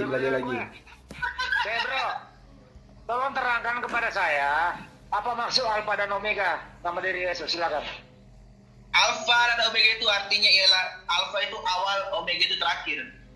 Oke, berarti Yesus adalah awal mula-mula, tidak ada yang lain kecuali Yesus, betul? Yesus itu adalah awal dari segala yang ada di bumi dan di surga. Iya, baik. Kalau Melkisedek? Kenapa? Kalau Melkisedek bagaimana? Melkisedek itu dia itu bukanlah yang dirapi. Coba apa? Melkisedek gimana? Melkisedek Saya dulu lah. Ayo Dulu aja. bentar. Dulu aja, Bang. Aku berdua dulu nih. Dulu jangan diganggu. Melkisedek itu bukan Tuhan. Melkisedek dengerin dulu. Kita uji. Saya sekarang pegang Melkisedek, lu pegang Alfa Omega ya. Gini, dengerin dulu baik-baik. Melkisedek hidupnya tidak berawal dan tidak berakhir. Tapi Melkisedek dengerin dulu. Dengerin dulu, jangan dibantah ya, Bang. Lu jangan kepanasan dulu. Loh, kan gue bilang. Baik, sahabat-sahabat sekalian. Ya. Saya akhiri sampai di sini aja karena di sini udah pukul 2:54. Sedikit lagi saya akan sahur. Yang pada intinya siapapun yang ada di dalam grup ini, grupnya saudara Julius ya, Hidayah Mu'alaf Channel, dari Kristen tidak ada satupun dari mereka yang bisa dianggap sebagai narasumber yang betul-betul mumpuni dalam menjabarkan iman mereka, kecuali asumsi. Karena ending daripada Kristen itu memang di situ, asumsi. Itu makanya saya menyebut mereka ini serigala hitam, karena mereka tidak memahami kitab mereka dengan baik, tetapi mereka akan dengan gagah berani tampil di hadapan kita untuk mengajarkan sesuatu yang tidak benar, yang bertolak belakang dengan ajaran Yesus dan bertolak belakang dengan dalil-dalil yang ada di dalam kitabnya sendiri. Demikian sahabat-sahabat sekalian, terima kasih sudah nemanin ya. Meski udah jam segini, sahabat-sahabat yang ada di like comment juga masih setia.